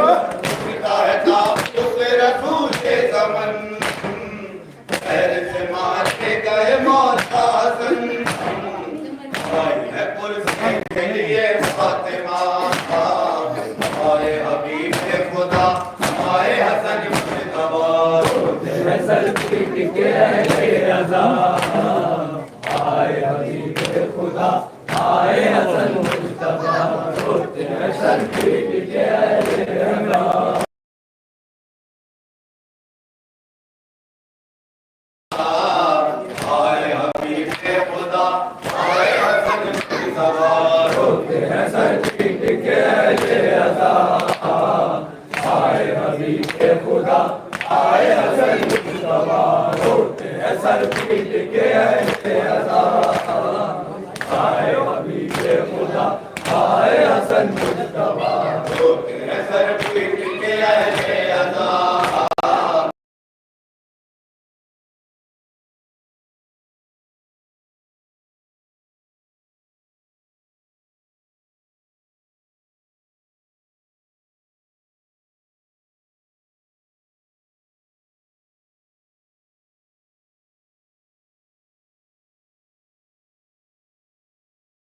میں محشر بپا آئے حبیب خدا آئے حسن مجتبی روتے ہیں سر پیٹ کے اہل عزا آئے حبیب خدا آئے حسن مجتبی روتے ہیں سر پیٹ کے اہل عزا آئے حبیب خدا آئے حسن مجتبی روتے ہیں سر پیٹ کے اہل عزا آئے حبیب خدا آئے حسن مجتبی روتے ہیں سر پیٹ کے اہل عزا آئے حبیب خدا آئے حسن مجتبی روتے ہیں سر پیٹ کے اہل عزا آئے حبیب خدا آئے حسن مجتبی روتے ہیں سر پیٹ کے اہل عزا آئے حبیب خدا آئے حسن مجتبی روتے ہیں سر پیٹ کے اہل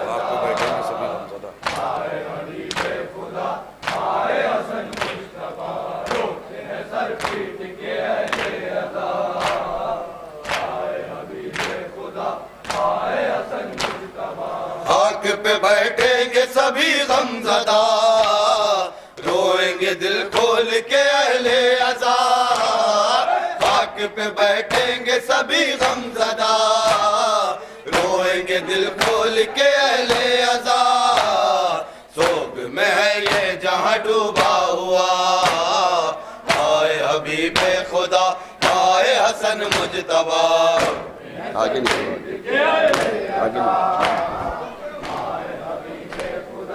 آئے حسن مجتبی روتے ہیں سر پیٹ کے اہل عزا آئے حبیب خدا آئے حسن مجتبی روتے ہیں سر پیٹ کے اہل عزا آئے حبیب خدا آئے حسن مجتبی روتے ہیں سر پیٹ کے اہل عزا آئے حبیب خدا آئے حسن مجتبی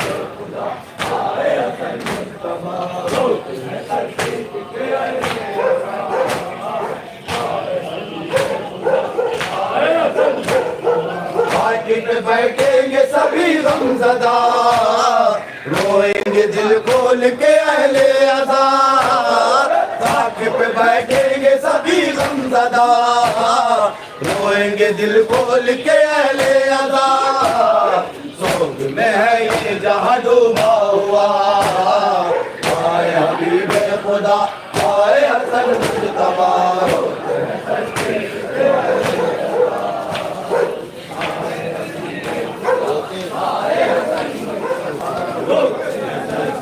کے اہل ادا، آئے حبیب خدا آئے حسن مجتبیٰ، روتے ہیں سر پیٹ کے اہل ادا، آئے حبیب خدا آئے حسن مجتبیٰ، روتے ہیں سر پیٹ کے اہل ادا، آئے حبیب خدا آئے حسن مجتبیٰ، روتے ہیں سر پیٹ کے اہل ادا، آئے حبیب خدا آئے حسن مجتبیٰ، روتے ہیں سر پیٹ کے اہل ادا، آئے حبیب خدا آئے حسن مجتبیٰ، روتے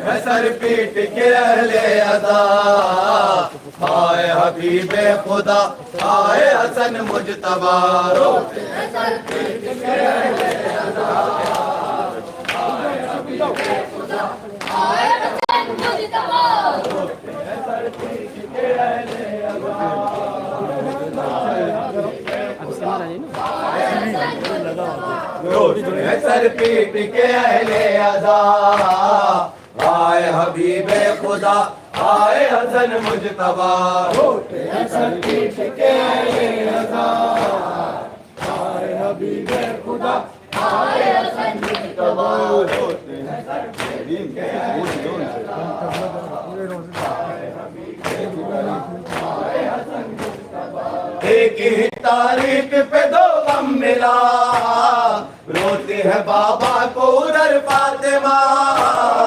ایک ہی تاریخ پہ دو غم ملا، روتی ہے بابا کو ادھر فاطمہ، ٹکڑے حسن کا ہے کلیجہ ہوا، آئے حبیب خدا آئے حسن مجتبیٰ، روتے ہیں سر پیٹ کے اہل ادا، آئے حبیب خدا آئے حسن مجتبیٰ، روتے ہیں سر پیٹ کے اہل ادا، آئے حبیب خدا آئے حسن مجتبیٰ، روتے ہیں سر پیٹ کے اہل ادا، آئے حبیب خدا آئے حسن مجتبیٰ، روتے ہیں سر پیٹ کے اہل ادا، آئے حبیب خدا آئے حسن مجتبیٰ، روتے ہیں سر پیٹ کے اہل ادا، آئے حبیب خدا آئے حسن مجتبیٰ، اہل حرم پہ ہے قیامت کا روز،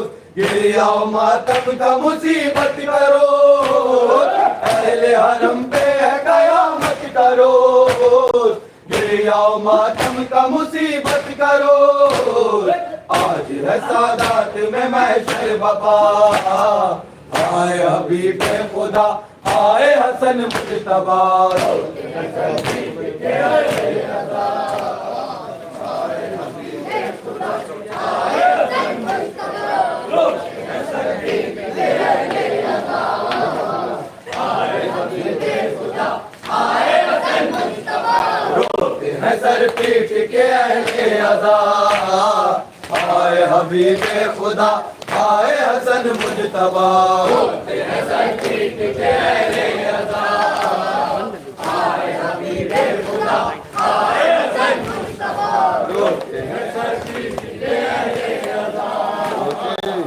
آئے حبیب خدا آئے حسن مجتبیٰ، روتے ہیں سر پیٹ کے اہل ادا، آئے حبیب خدا آئے حسن مجتبیٰ، روتے ہیں سر پیٹ کے اہل ادا، آئے حبیب خدا آئے حسن مجتبیٰ، روتے ہیں سر پیٹ کے اہل ادا، آئے حبیب خدا آئے حسن مجتبیٰ، روتے ہیں سر پیٹ کے اہل ادا، آئے حبیب خدا آئے حسن مجتبی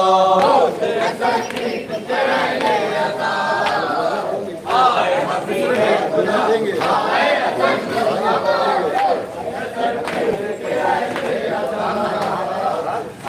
حبیب خدا آئے حسن خاک پہ بیٹھیں گے سبھی غمزدہ روئیں گے دل کھول کے اہل ادا خاک پہ بیٹھیں گے سبھی غمزدہ روئیں گے دل کھول کے اہل ادا سوگ میں ہے یہ جہاں ڈوبا ہوا آئے حبیب خدا آئے حسن مجتبی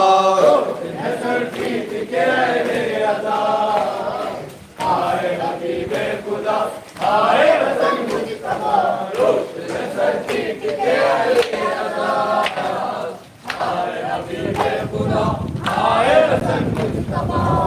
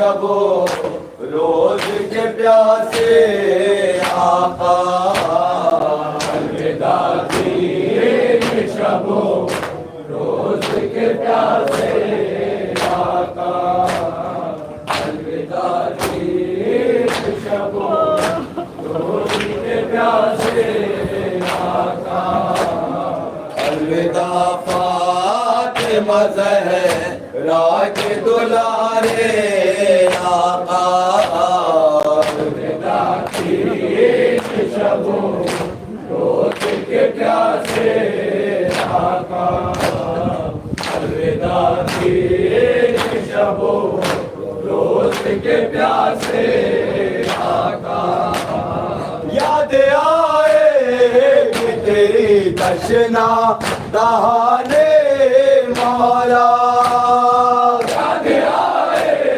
कि तेरी दशना दहाने मौला याद आए कि तेरी दशना दहाने मौला अलविदा है घर कर राज के प्यारे आका अलविदा तीन शबो रोज के प्यासे आका अलविदा तीन शबो रोज के प्यासे आका कहाँ गए आओ मातम का अदा कर पाए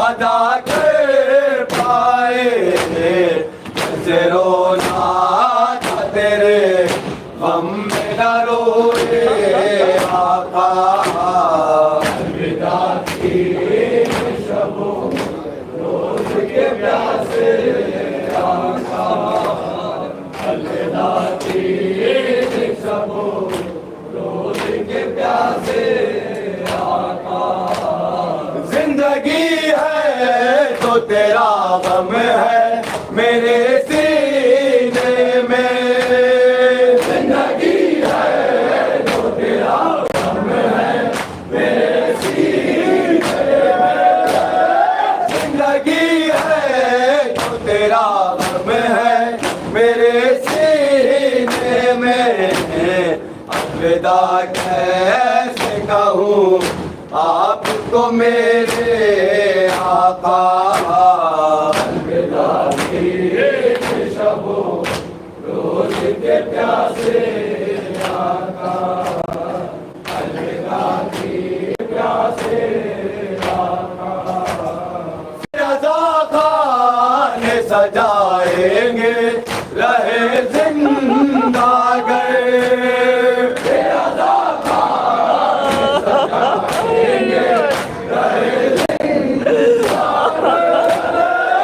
रज़ा सजाए रहे जिंदा गए कब्र में फिर रोएंगे जाके आका अलविदा तीन शबो रोज के प्यासे आका अलविदा तीन शबो रोज के प्यासे आका खुल के फेरे अगले बरस आप का मातम कर ले खुल के फेरे अगले बरस आप का मातम कर ले खुल के फेरे अगले बरस आप का मातम कर ले इल्तिजा है कि मेरी सांस बढ़ा दे आका अलविदा तीन शबो रोज के प्यासे आका अलविदा तीन शबो रोज के प्यासे आका आए ताबूत तो अलम और یہ پرچم احمد آئے تابوت و علمبار یہ پرچم احمد آئے تابوت و علمبار یہ پرچم احمد الوداع کہہ کے بہت تڑپے بڑھا کے آقا الوداع کی شب و روز کے پیاسے آقا الوداع کی شب و روز کے پیاسے